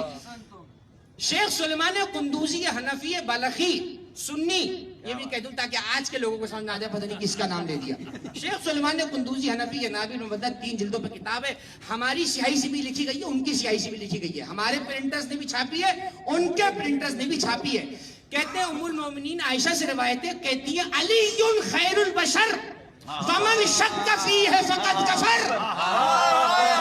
उम्मुल मोमिनीन का अकीदा है, उम्मुल मोमिनीन का अकीदा है, मोमिनों की मां का अकीदा है। अब देखिए किसी कोई बहुत ही बड़ा झूठा होगा जो इतनी बड़ी बीबी के इस हदीस के जुमले को रद्द कर दे, होगा कम ज़र्फ कोई होगा, कम मुताल्ला, जाहिल, अहमक, बेवकूफ कोई इन दुश्मन होगा जो उम्मुल मोमिनीन के इस जुमले को कोई हैसियत ना दे। भाई उम्मुल मोमिनीन ने कहा अलीयुन खैरुल बशर, अली बेहतरीन इंसान, अली बेहतरीन इंसान। और शायद उस वक्त देखिए जिक्र अली का मिजाज ही है कि जब ये मिजाज किसी के पास आ जाए तो उसका मिजाज अर्श पे नहीं रहता, अर्श मुअल्ला पे चला जाता है। देखिए काफिया रदीफ के सेंस में बात कर रही है। अलीयुन खैरुल बशर वमन शक्क फीह फक़द कफर, कहती है अली बेहतरीन इंसान है, जो इस बात में शक करे वो काफिर है। भाई ये मोमिनों की माँ का जुमला है, कयामत तक सारे बेटों के कान में पहुंचा दिया जाए कि माँ का अकीदा यह है कि अली बेहतरीन इंसान है, जो अली को बेहतर ना माने वो काफिर है, बेहतर मानने वाले काफिर कब से हो गए? अली तो खैरुल बशर, ये तो जुमला हमने नहीं कहा। 3-4 तो किताबें मुझ जैसे ने भी पढ़ी, ये किताबें हवाले अहले सुन्नत की हैं, रिवायतें अहले सुन्नत की हैं, लेकिन हमारा मसला ये कि हमारा पाला जाहिलों से पड़ा है। ہر چوراہے پر 2-3 جاہل ہمیں مل جاتے ہیں جنہوں نے نہ کتاب دیکھی ہے نہ کوئی دوسری چیز دیکھی ہے، اور چلے آتے ہیں جہالت کا پلندہ لے کر ہمارے متھے لگ جاتے ہیں. علی خیر البشر ومن شک فیہ کفر کفر. یہ حدیث ہمارے اوپر حجت نہیں ہے، نہ ہم اس سے اپنا عقیدہ لیتے ہیں، یہ تو ہم نے بیان کی ہے آپ کو، شاید یہ والا ایم جی آپ کو ہضم ہو جائے. یہ والا ایم جی آپ کو ہضم دے. ایک ہی دوا مختلف کمپنیز بناتی ہے، کسی کو کوئی کمپنی مافک آتی ہے، کسی کو کوئی کمپنی. تو آپ کو ہماری کمپنی اگر مافک نہیں آتی تو اس کمپنی کی حدیث بھی آپ کو سناتی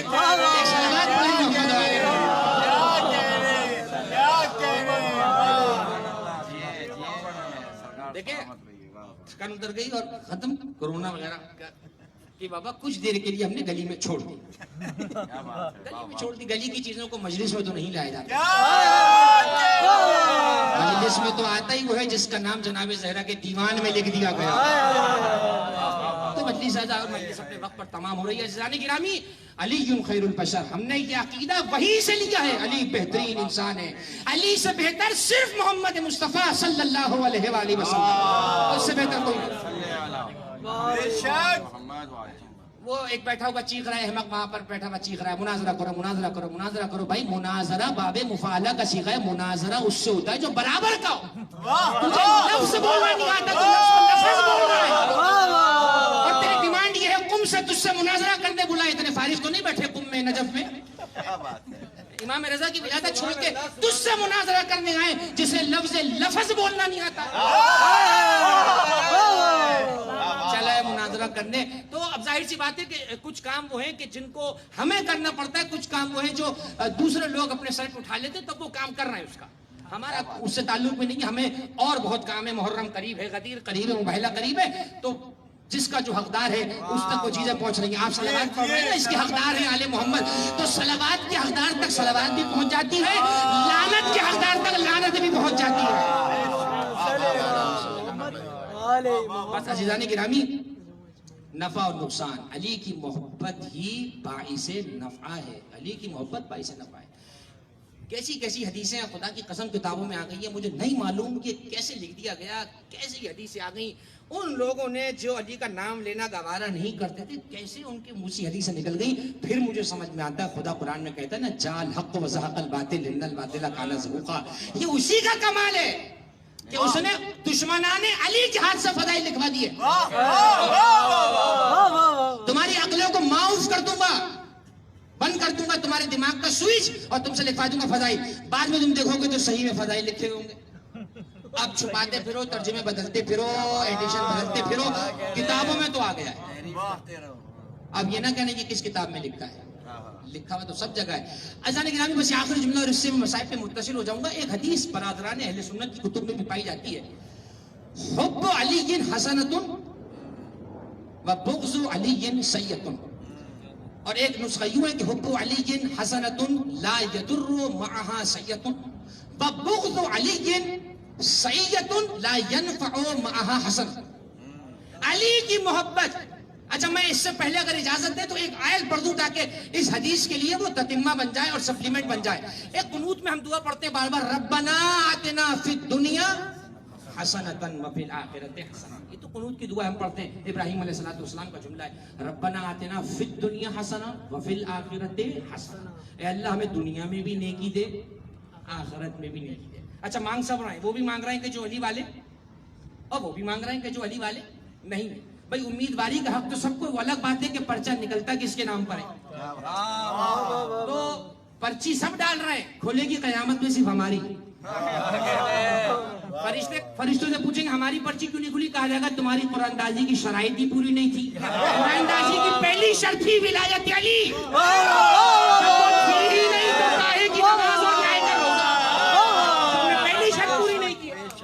تم نے پہلی شرط پوری نہیں کی ہے. یاد رکھیے، محاسن میں محدث براقی نے ایک روایت کو لکھا. ایک شخص نے امام سے پوچھا، مولا یہ دشمنان اہل بیت عبادتیں کرتے پھر رہے ہیں، سانسیں پھول جاتی ہیں، وزن کم ہو جاتا ہے، پیٹ اندر ہو جاتا ہے، ان کی عبادتوں کا کیا ہوگا؟ امام نے فرمایا وہ مزدور ہیں جو بغیر اجرت دے کیے عبادت کر رہے ہیں، انہیں پتہ ہی نہیں اجرت ملے گی بھی یا نہیں ملے گی. پوچھنے والے نے پوچھا اجرت کیا ہے؟ فرمایا ہماری محبت اجرت ہے. جب ہم سے محبت نہیں رکھی تو بغیر اجرت طے کیے مزدوری کیے جا رہے ہیں. اور اجرت کی مزدوری کی شرط یہ کہ پہلے اجرت طے کر لو ताकि तुम्हें बाद में लेने देने में आसानी हो। तो तुमने उजरत तो तय नहीं की, अब उजरत तय करने के लिए किसी इदारे में नहीं जाना है और एक्सचेंज में तो जाइएगा ही नहीं, हालात वैसी खराब है। मजलिस इमाम हुसैन में आना है, आले मोहम्मद अलैहिस्सलाम से अटेस्टिफाइड होने के लिए मजलिस इमाम हुसैन वो इदारा है जिसकी शाख पूरी दुनिया में 24 घंटे कहीं ना कहीं खुली रहती है।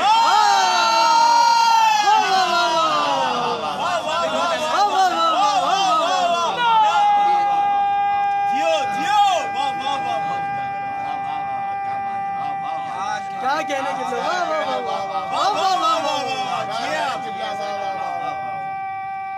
रहे। क्या बात है, जियो क्या कहने। जियो गुलाम अब्बास जी। माशाल्लाह माशाल्लाह। अब देखिए, अगर नारे हैदरी की तरफ कौम मुतवज्जो होती तो ये 12-12 हज़ार के टेस्ट कराने से अच्छा था कि तेज नारा लगवाते। अगर सांस सही है अब देखिए, इतनी पाकिस्तान की लुटी पिटी अवाम मुफ्त मशवरा तो दे ही सकती है भाई, तो मशवरा हमने आपको दे दिया है। और आपने देखा अभी जो हालिया मुल्क में एक कार्रवाई हुई शहर में दहशतगर्दी की, वो ना देहात में अगर नारे हैदरी के जज्बे से इससे बड़ा मौका क्या होगा कि पुलिस ने नारे हैदरी लगा दिए।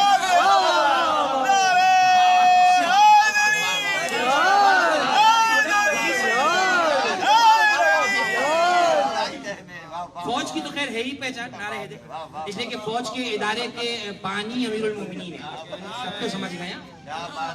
पुलिस मौला अली ने नहीं बनाई है, उनके किसी दोस्त ने बनाई थी। तो अब तो पुलिस ने भी नारा लगा दिया है, तो भाई मसाइल का सिर्फ एक हल है, हैदरी नारा लगाओ, अली का नारा लगाओ, इसलिए कि अल्लाह रसूल का नारा तो हर जगह से बुलंद हो रहा है। पता कैसे चले इनमें से अटेस्टिफाइड कौन है? कहा जहां नारे तकबीर, नारे रिसालत के बाद नारे हैदरी बुलंद हो जाए, समझ लेना वही मजमा टेस्टिफाइड बैठा, वही मजमा टेस्टिफाइड। क्या कहने के कमाल है, नाम अली का कमाल है। मुझे नहीं मालूम नाम अली में क्या असरार हैं। असरारुल अलविया नामी किताब पूरी शेख फाजिल मसूदी ने लिख डाली, इतनी मोटी किताब, क्या लिखती है उन्होंने उसमें, फजाइल ना जाने। और वो इस्तिखार ही नहीं निकलता मौलाना कि उसमें से कुछ पढ़े कराची की मजलिसों में, लेकिन मैं पढ़ देता हूँ इसलिए कि हसन ज़कीर आब्दी साहब का घर वो है कि यहाँ हर चीज आसानी के साथ आपके समाज तक पहुंच जाती है और इंशाल्लाह उसे कबूल भी किया जाता है। नाम अली में पता नहीं क्या बुलंदी रखी है, हमारा वाला लगाए तब भी बुलंद लगाता है। नारे तकबीर, अल्लाहू अकबर, नारे रिसा। एक साहब मुझसे कहने लगे मौलाना हमें आपसे शिकवा है। मैंने कहा पता है, आज से थोड़ी है, गदीर से चलता चला। नई बात हो तो बताइए भाई, शिकवा तो है, चलिए बयान करिए क्या शिकवा है। कहने लगे हमारा शिकवा ये है, आपके नारे तकबीर बड़े आहिस्ता से लगता है, नारे रिसालत बड़े आहिस्ता से लगता है जैसे मजमा बैठा हुआ है, और नारे हैदरी पे सारे मजमे की जान सिमट के आ जाती है। क्या लग रहा है, ये इश्काल सही किया बंदे ने? हाँ भाई सही तो किया। उन्होंने कहा भाई नारे तकबीर यानी अली की सारी जिंदगी सर्फ है तकबीर के कलेमे को बुलंद करने के लिए। अली की सारी जिंदगी सर्फ हुई कलमे रिसालत को बुलंद करने के लिए।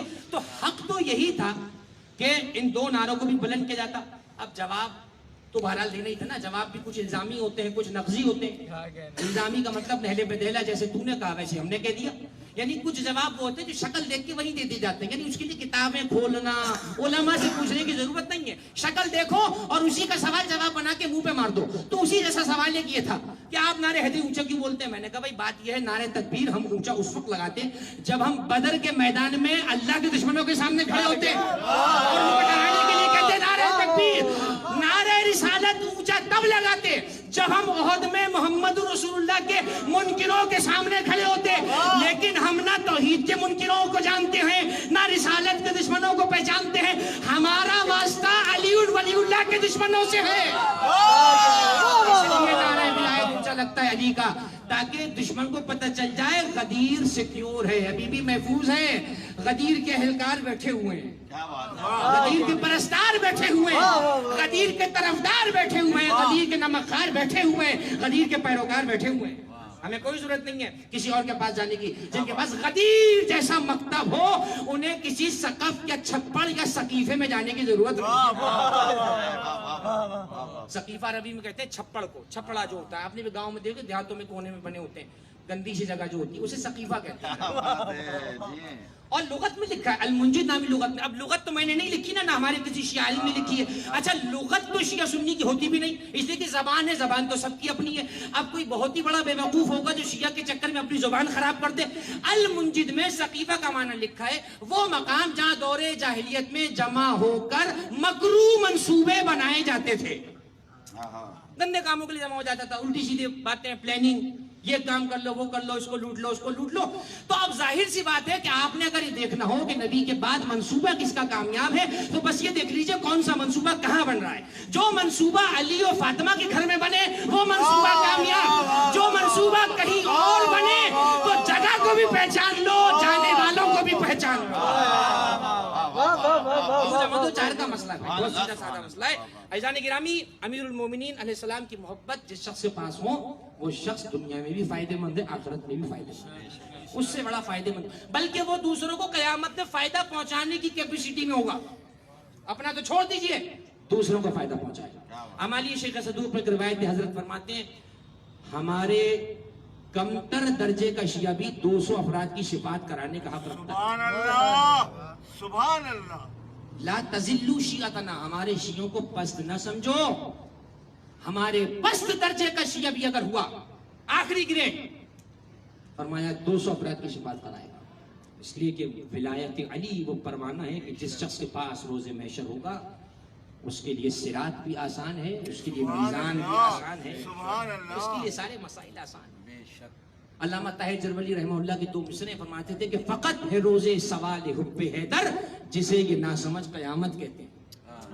فقط ہے روزے سوال حب حیدر, بھئی یہی تو پوچھا جائے گا, اسے تم نے قیامت سمجھ لیا ہے, اور واقعی قیامت ہے اس کے لیے جو علی کی محبت کا جواب نہ دے سکا.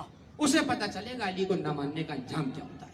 پھر کہے گا کاش دنیا میں پلٹ جاؤں, آواز آئے گی خبردار, نہیں ہو سکتا, ہم نے جو زندگی دی تھی وہ گزر چکی. غنیمت جانیے اس زندگی کے لمحات کو جو میرے اور آپ کے ساتھ اس وقت موجود ہیں. یہ زندگی وفا نہیں کرتی ہے کسی سے, بڑی بے وفا ہے. جو سانسیں ہیں انہیں ضم کر دیجئے ذکر علی کے ساتھ. یقین مانیے یہ خطبہ بیٹھے, علماء بیٹھے, یہ مجلسی جملے نہیں ہیں, یہ روایات کا نچوڑ ہے.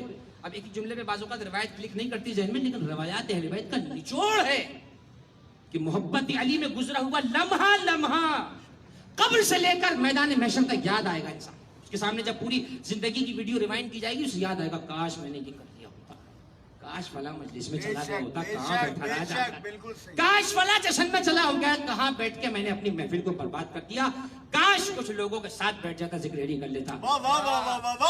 یہ بڑی سعادت بخشی ہے امام حسن آرگنائزیشن نے اور ہمارے دیگر احباب جو اس عظیم کاروان میں ساتھ ہیں, بڑی سعادت بخشی ہے آپ کو اور مجھے کہ اپنی زندگی کو زندگی بنائیے, ذکر اہل بیت پہ زندگی گزاریے. یاد رکھیے جاننے والے کے لیے توشہ آخرت محبت اہل بیت ہے. بے شمار مرحومین کے نام جناب حسن صغیر عابدی صاحب نے بھی لیے, اور جن کے لیے گئے ان تک بھی پہنچا ایصال ثواب, جن کے نہیں لیے گئے تو علیم بذات صدور وہ نام بھی جانتا ہے, اس لیے کہ اعمال کا دار و مدار تو نیتوں پر ہے. ایک ایک مرحوم کی قبر میں اس وقت یقین مانیے ولائے علی کے چراغ منور کیے جا رہے ہیں. کہا جا رہا کہ اٹھو تمہارے لیے ذکر علی ہو رہا ہے, تمہارا نام اس مجلس میں لیا گیا جہاں ذکر علی ہو رہا ہے. مرحومین کی بارگاہ میں ایصال ہوگا. منازل الاخرہ میں شیخ عباس قمی نے کیسی کیسی حکایات لکھ ڈالی. شیخ عباس قمی رحمہ اللہ فرماتے ہیں کہ روز محشر جب کسی علی کے چاہنے والے کو اجر پہنچایا جاتا ہے تو دیگر مرحومین پاس جمع ہو کے کہتے ہیں تمہارے لیے کیا آیا ہے, اس کی روشنی ہماری آنکھوں کو چندھیا رہی ہے. لوگ کہتے ہیں کیسی خوشبو آ رہی ہے, کہتا ہے محبت علی کا اجر آیا ہے, ثواب آیا ہے. یہ ہے محبت علی کا اجر. جس نے محبت علی کا درخت دنیا میں لگا دیا اس کے پھل قیامت تک کھاتا رہے گا. ہاں عزیزان گرامی, علی اولاد علی وہ ہیں کہ جو اپنے چاہنے والے کو نہ زندگی میں چھوڑتے ہیں نہ زندگی کے بعد چھوڑتے ہیں. تو ان کے ساتھ کیوں نہ ہو جائے کہ جنہوں نے زندگی میں بھی ساتھ رہنے کا وعدہ کیا اور قیامت تک ساتھ رہنے کا وعدہ کیا. یہ مجلس عزا جمی مرحومین و مرحومات کے لیے منعقد ہو رہی ہے.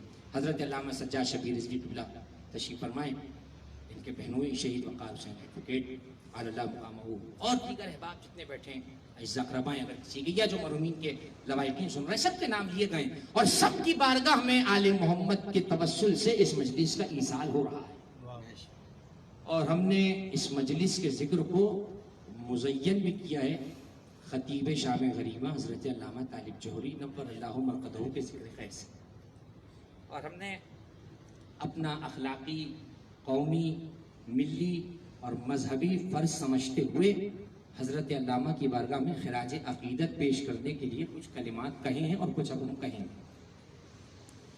وہ شخصیت جس نے مکمل زندگی اہل بیت کے فرامین کو پہنچانے میں لگائی، ہم میں سے، یعنی میں اپنے ہم سے دوستوں کی بات کروں، اپنے سے بڑوں کی بات نہ کروں، ہم سب وہ ہیں جو حضرت علامہ طالب جوہری کو دیکھتے دیکھتے بڑے ہوئے۔ یعنی حضرت علامہ عرفان کا زمانہ وہ تھا، یعنی 90 سے کچھ قریب یا پہلے کا زمانہ تھا کہ جب ہم میں سے یقیناً اس وقت ہم کچھ چھوٹے رہے ہوں گے، لیکن جنہوں نے وہ زمانہ دیکھا ہے وہ اس کے شہر میں آج تک گم ہے۔ جو اس زمانے سے اس زمانے میں آئے وہ آج تک جوہری شہر میں گم ہے، اس لیے کہ علی کے دربار سے علی کے خزانے میں جوہر رکھے ہی ایسے گئے ہیں۔ علی کے خزانے میں کیسے کیسے جوہر ملیں گے، کیسے کیسے گوہر ہیں، کیسے کیسے کمالات اللہ نے دیے۔ یہی ذکر اگر کوئی اپنے سے منسوب کر لے تو یہ ذکر اسے انسان نہیں رہنے دیتا بلکہ اسے اشرف بنا دیتا ہے، وہ اشرف بن جاتا ہے، اور جب وہ اشرف ہو تو پھر لائق ہوتا ہے، اور لائق وہی ہوتا ہے جو فائق ہوتا ہے، اور جب اشرف ہو جائے، لائق ہو جائے، فائق ہو جائے تو پھر وہ علی کا طالب بن جاتا ہے، وہ پھر علی کو چاہتا ہے، وہ پھر علی کو مانگتا ہے، اور جو علی کو مانگتا ہے علی اسے مایوس نہیں کرتے، علی اسے دے دیتے۔ میں بڑا سوچ کے جملہ کہہ رہا ہوں ذمہ داری کے ساتھ، خدا کی قسم دنیا بہت حقیر ہے علی کی نگاہ میں، 3 مرتبہ طلاق دیے میرے مولا نے، دنیا تو علی ویسے ہی دے دیں گے، علی سے علی کو مانگیے، مولا مجھے آپ چاہیے، اپنی محبت سے کچھ مجھے عطا کیجئے، جسے علی اپنے آپ کو عطا کر دیں وہ پھر سلمان بن جاتا ہے، وہ پھر مقداد بن جاتا ہے، عمار بن جاتا ہے۔ عزیزانو، یہ گھرانہ بڑا کریم ابن کریم ہے، اس کی عطائیں رکتی نہیں ہیں، علی کی عطائیں عروج پر، اللہ اکبر، حسن مجتبیٰ علیہ السلام کی عطائیں عروج پر، اور جب آئے کربلا میں سید الشہداء کریم کربلا تو ان کی کرامتوں کے کیا کہنے، کیا کرامت حسین ابن علی ہے کہ کوفے کے غلام پہ نگاہ کی تو حر علیہ السلام کے اور جب اسے گلے لگایا ہے، معاف کیا ہے تو فرمایا انت حر کما سمت کا امک، انت حر فی الدنیا والآخرہ، آج سے تو واقعی آزاد ہے جیسے تیری ماں نے تیرا نام رکھا تھا، تو دنیا اور آخرت میں بھی آزاد۔ عزیزان گرامی، ہمارے مصائب کا درمان صرف کربلا معلیٰ ہے، یاد رکھیے، ہمارے مصائب کا حل، ہمارے مسائل کا حل، ہماری مشکلات کا حل اگر ہے تو وہ کربلا معلیٰ ہے۔ کیسی کیسی روایات کامل وزارات میں شیخ ابن قلوی قمی نے نقل فرمائی ہے۔ ایک روایت ہے کہ اللہ نے قبر امام حسین میں وہ جاذبیت رکھی ہے کہ ما یاتینی عندی مکروب الا نفس اللہ کربہ، کوئی پریشان ایسا میرے پاس نہیں آئے گا مگر یہ کہ اللہ اس کی مشکل کو ہوا کر کے بھیج دے گا، کہا جائے گا اس کی مشکل کو ختم کر دو۔ کوئی غمگین ہمارے پاس نہیں آئے گا مگر یہ کہ قد کشف اللہ غمہ، اللہ اس کے غم کو دور کر کے بھیجے گا۔ وَيَرْجَعُ إِلَىٰ أَهْلِهِ مَسْرُورًا، اپنے گھر والوں کے پاس اب لوٹ کے آئے گا، خوش ہو کر آئے گا، خوش ہو کر۔ یہ ہے امام حسین کی محبت، اور یقین مانیے اسے امام حسین کی محبت کا کمال نہ گردانیے گا۔ کمال حسین ابن علی تو دنیا میں دیکھا ہی کسی نے نہیں ہے، دعا کیجئے قیامت میں حسین کے کمال دیکھنے کی توفیق مل جائے۔ یہ کمال نہیں ہے حسین کے، یہ تو کمال کی ابتدا ہے کہ غلام کو دیکھا تو حر بنا دیا، زمین کو دیکھا تو معلیٰ بنا دیا، فرات کو دیکھا تو قیامت تک عباس کے قدموں میں گروی کر دیا۔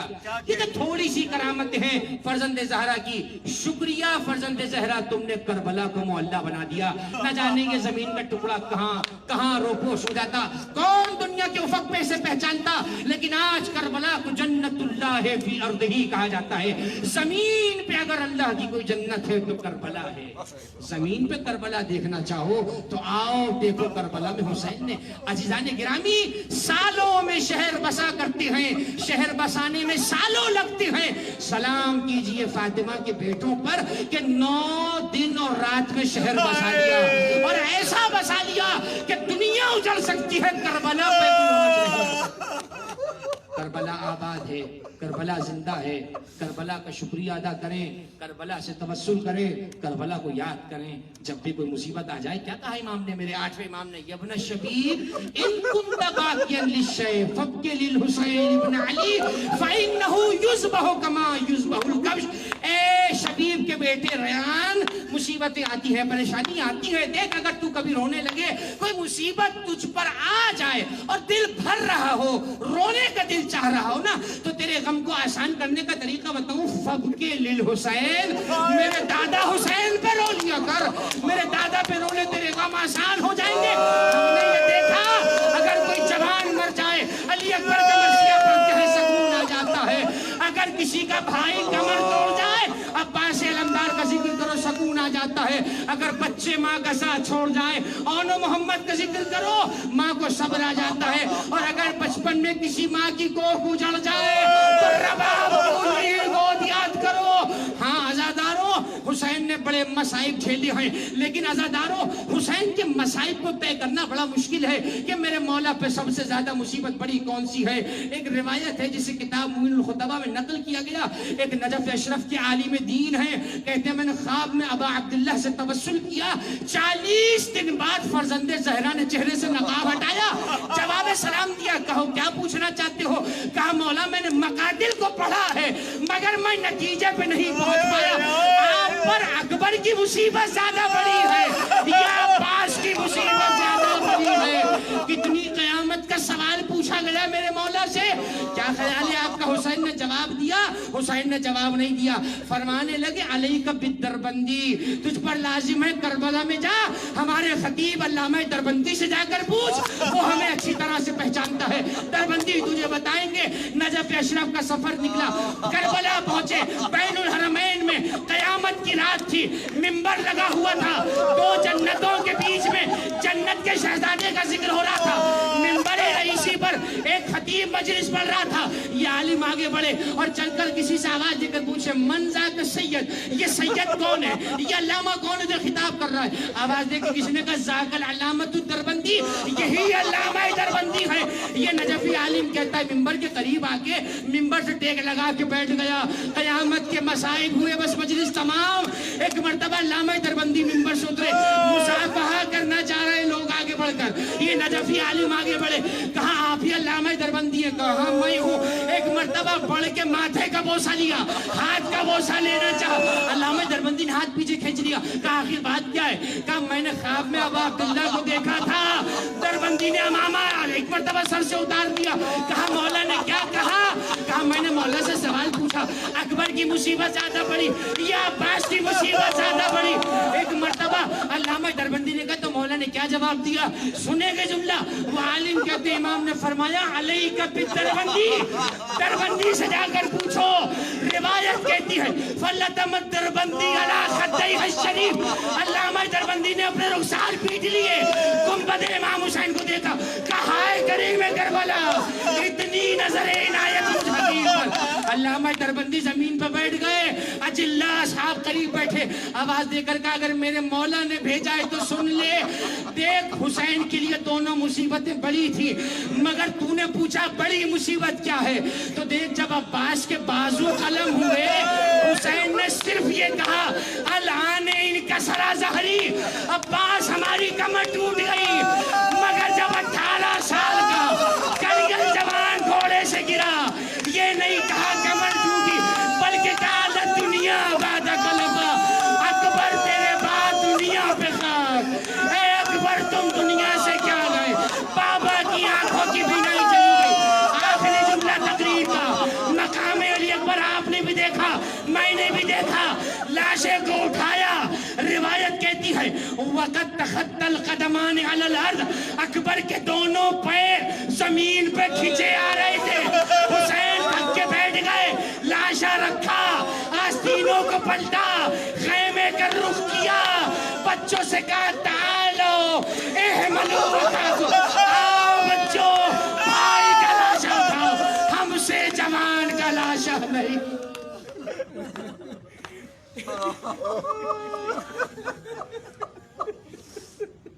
अला वलानतुल्लाह अलल कौमिल ज़ालिमीन। وَسَيَعْلَمُ الَّذِينَ ظَلَمُوا آلَ مُحَمَّدٍ يَنْقَلِبُونَ پروردگار اس عظیم و جلیل پرسے کو اپنی بارگاہ میں قبول فرما لے. چہاردہ معصومی کا واسطہ جتنی آنکھیں نم ہیں دل مغموم ہیں ہاتھ اٹھے میں چہاردہ معصومی کا واسطہ ان سب کی حوائج شرعیہ کو قبول فرما. پروردگار حاضرین میں ان کے متعلقین میں ہمارے قومیات شخصیات یا علماء میں سے جو بیمار ہیں تمام کو شفاء کاملہ و عاجلہ عنایت فرما. پروردگار چہاردہ معصومی کا واسطہ ہمارے بزرگ جناب صغیر حافظ رضوی صاحب طویل علال کے بعد اٹھے. پروردگار ان کو بیمار کربلا کے صدقے اور ان سمیت تمام احباب کو شفاء کاملہ و صحت عاجلہ عطا فرما. ہمارے عزیز جناب حسن صغیر عابدی کی اہلیہ کچھ علیل ہیں تجھے واسطہ بیمار مدینہ جناب صغرا کا ان کو شفاء کاملہ و صحت عاجلہ عنایت فرما. پروردگار زیارات کے راستوں کو آسان فرما. دشمنان اہل بیت کو نیست و نابود فرما. پروردگار چہاردہ معصومی کا واسطہ عزاداری کے سید الشہداء سے پہلے دنیا سے اس منحوس وبا کا خاتمہ فرما. عزاداروں کو عزاداری کو محفوظ فرما. ہمارے خلاف چلنے والی ہر سازش کو نیست و نابود فرما. پروردگار جن جن مرحومین کا نام لے سکے نہیں لے سکے تو سب کے احوال جانتا ہے. ان سب کی قبروں پر رحمتیں نازل فرما. بالخص حضرت علامہ طاری جوہری نبر اللہ مرقدوں کی قبر کو ولایت اہل بیت سے منور فرما. پروردگار ہمارے جو احباب اس مجلس کا انعقاد کرتے ہیں امام حسن آرگنائزیشن کے دوست اور جتنے لوگ ان کے ساتھ جس طرح سے بھی دام درہم میں سخن تعاون کرتے ہیں ان سب کی توفیقات میں دن دوگنی رات چوگنی ترقی عطا فرما. پروردگار منجی بشر منتقم کربلا قائم آل محمد کے ظہور میں تعجیل فرما. ہمیں امام کی معیت میں عزاداری سید الشہداء کرنے کی توفیق عطا فرما.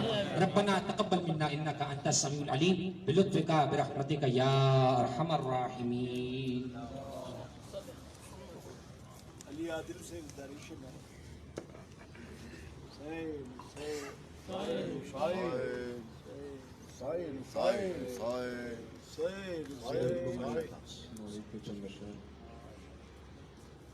باد عاشور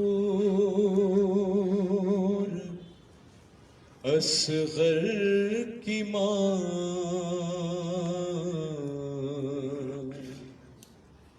خالی جھولا جھلاتی رہی.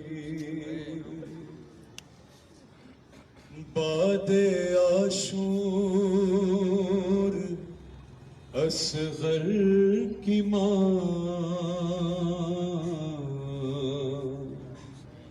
خالی جھولا جھلاتی رہی اور تصور میں بے شیر کو رو کے لوری سناتی رہی.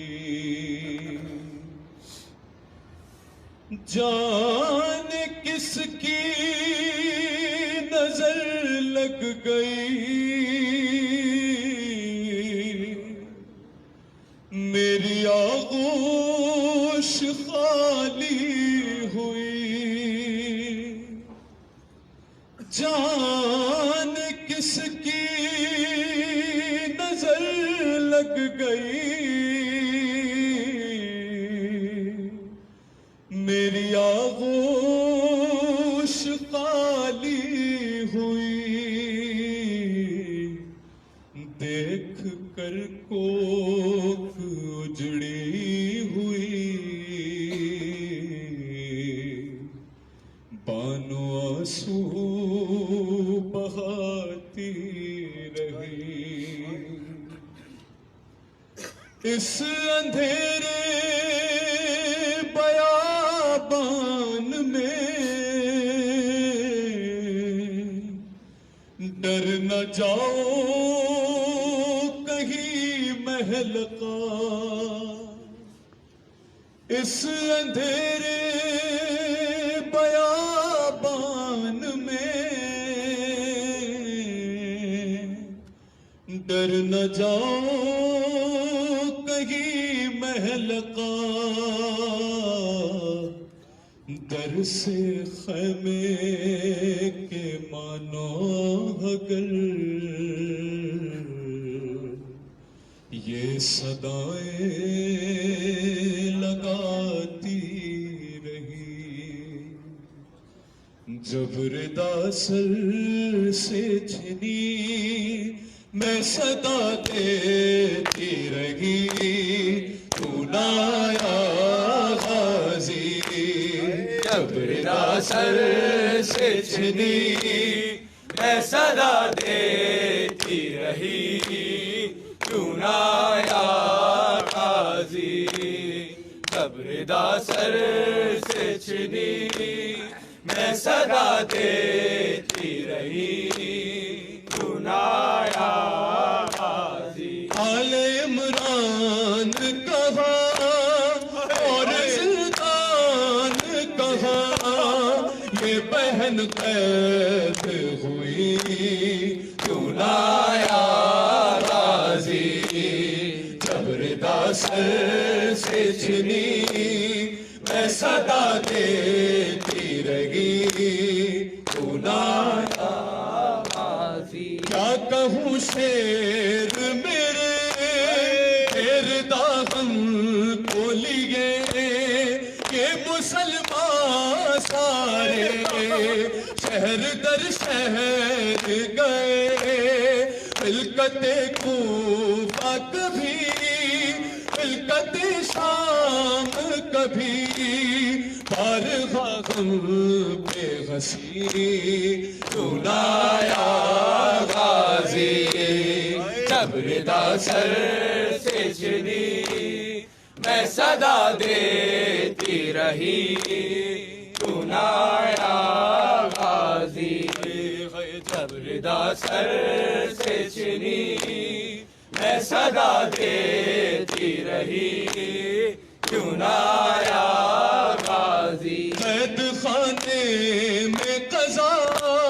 جب سکینہ کو ملی دیکھ کرتے کا کفن بچی دفنائی گئی اس گھڑی نام تیرا صورت نات علی بس میں دہراتی رہی کیوں نہ آیا غازی جب ردا سر سے چھنی میں صدا دیتی رہی کیوں نہ آیا غازی جب ردا سر سے چھنی میں صدا دیتی رہی کیوں نہ آیا غازی دھوپ میں تو تھا شجر تجھ سے آباد تھا گھر ہے برہنا میرا سر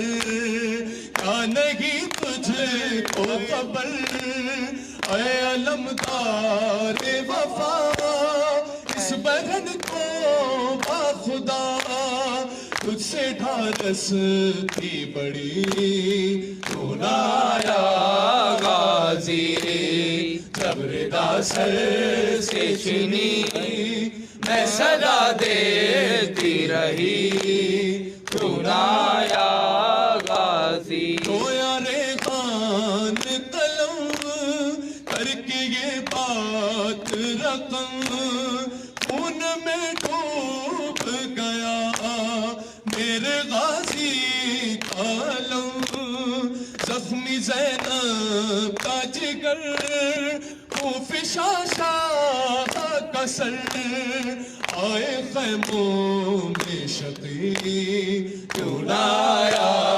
غازی جب ردا سر سے چھنی میں صدا دیتی رہی کیوں نہ آیا غازی محمد وآل محمد سلام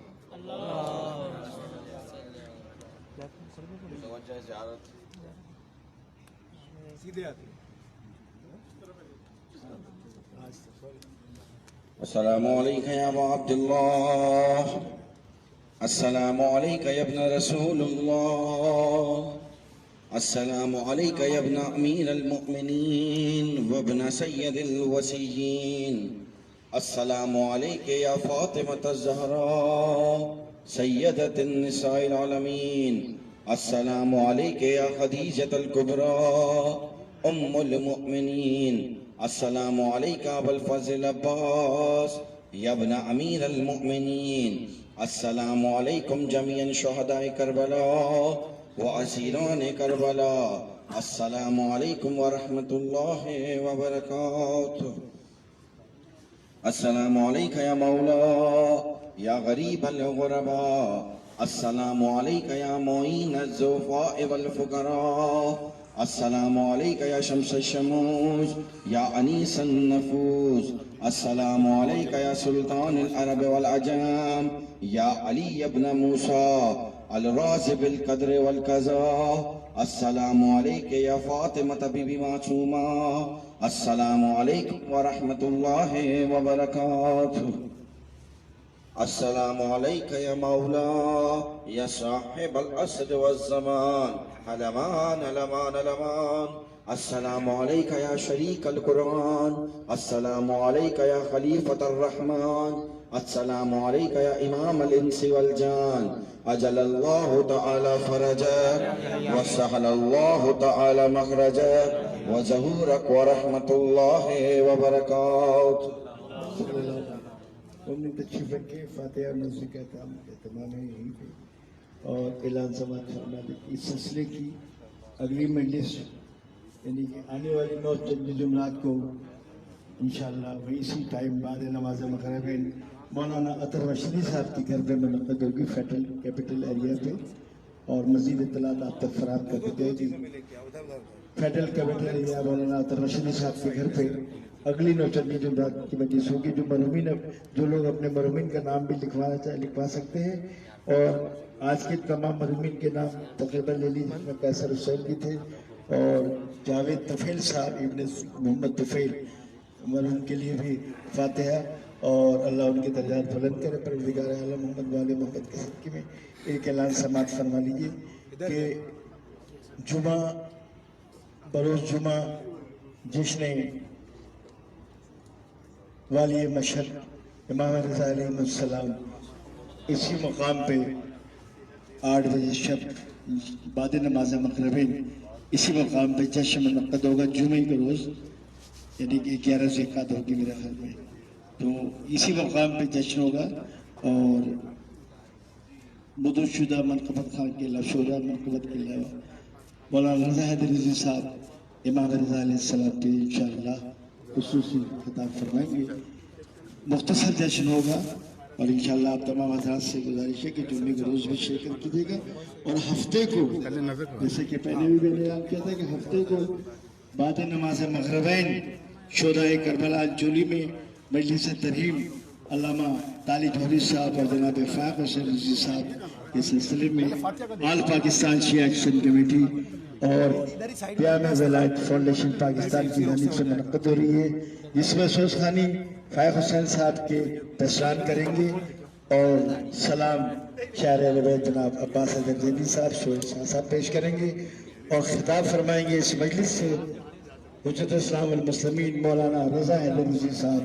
बाद खिताब अंजुमन ज़ुल्फ़िकार नकी भाई और शादमान रज़ा नौहा खानी करेंगे। हफ्ते के रोज़ बाद नमाज मग़रिब में शुहदाए करबला जोली में ये मजलिस बर्पा होगी। आप तमाम मोमिन भी आइएगा और आगे भी इस मैसेज को पास ऑन कीजिएगा। जुम्मे को यहाँ जश्न होगा इमाम रज़ा अलैहिस्सलाम का, आप तमाम जिसको वक्त मिले जरूर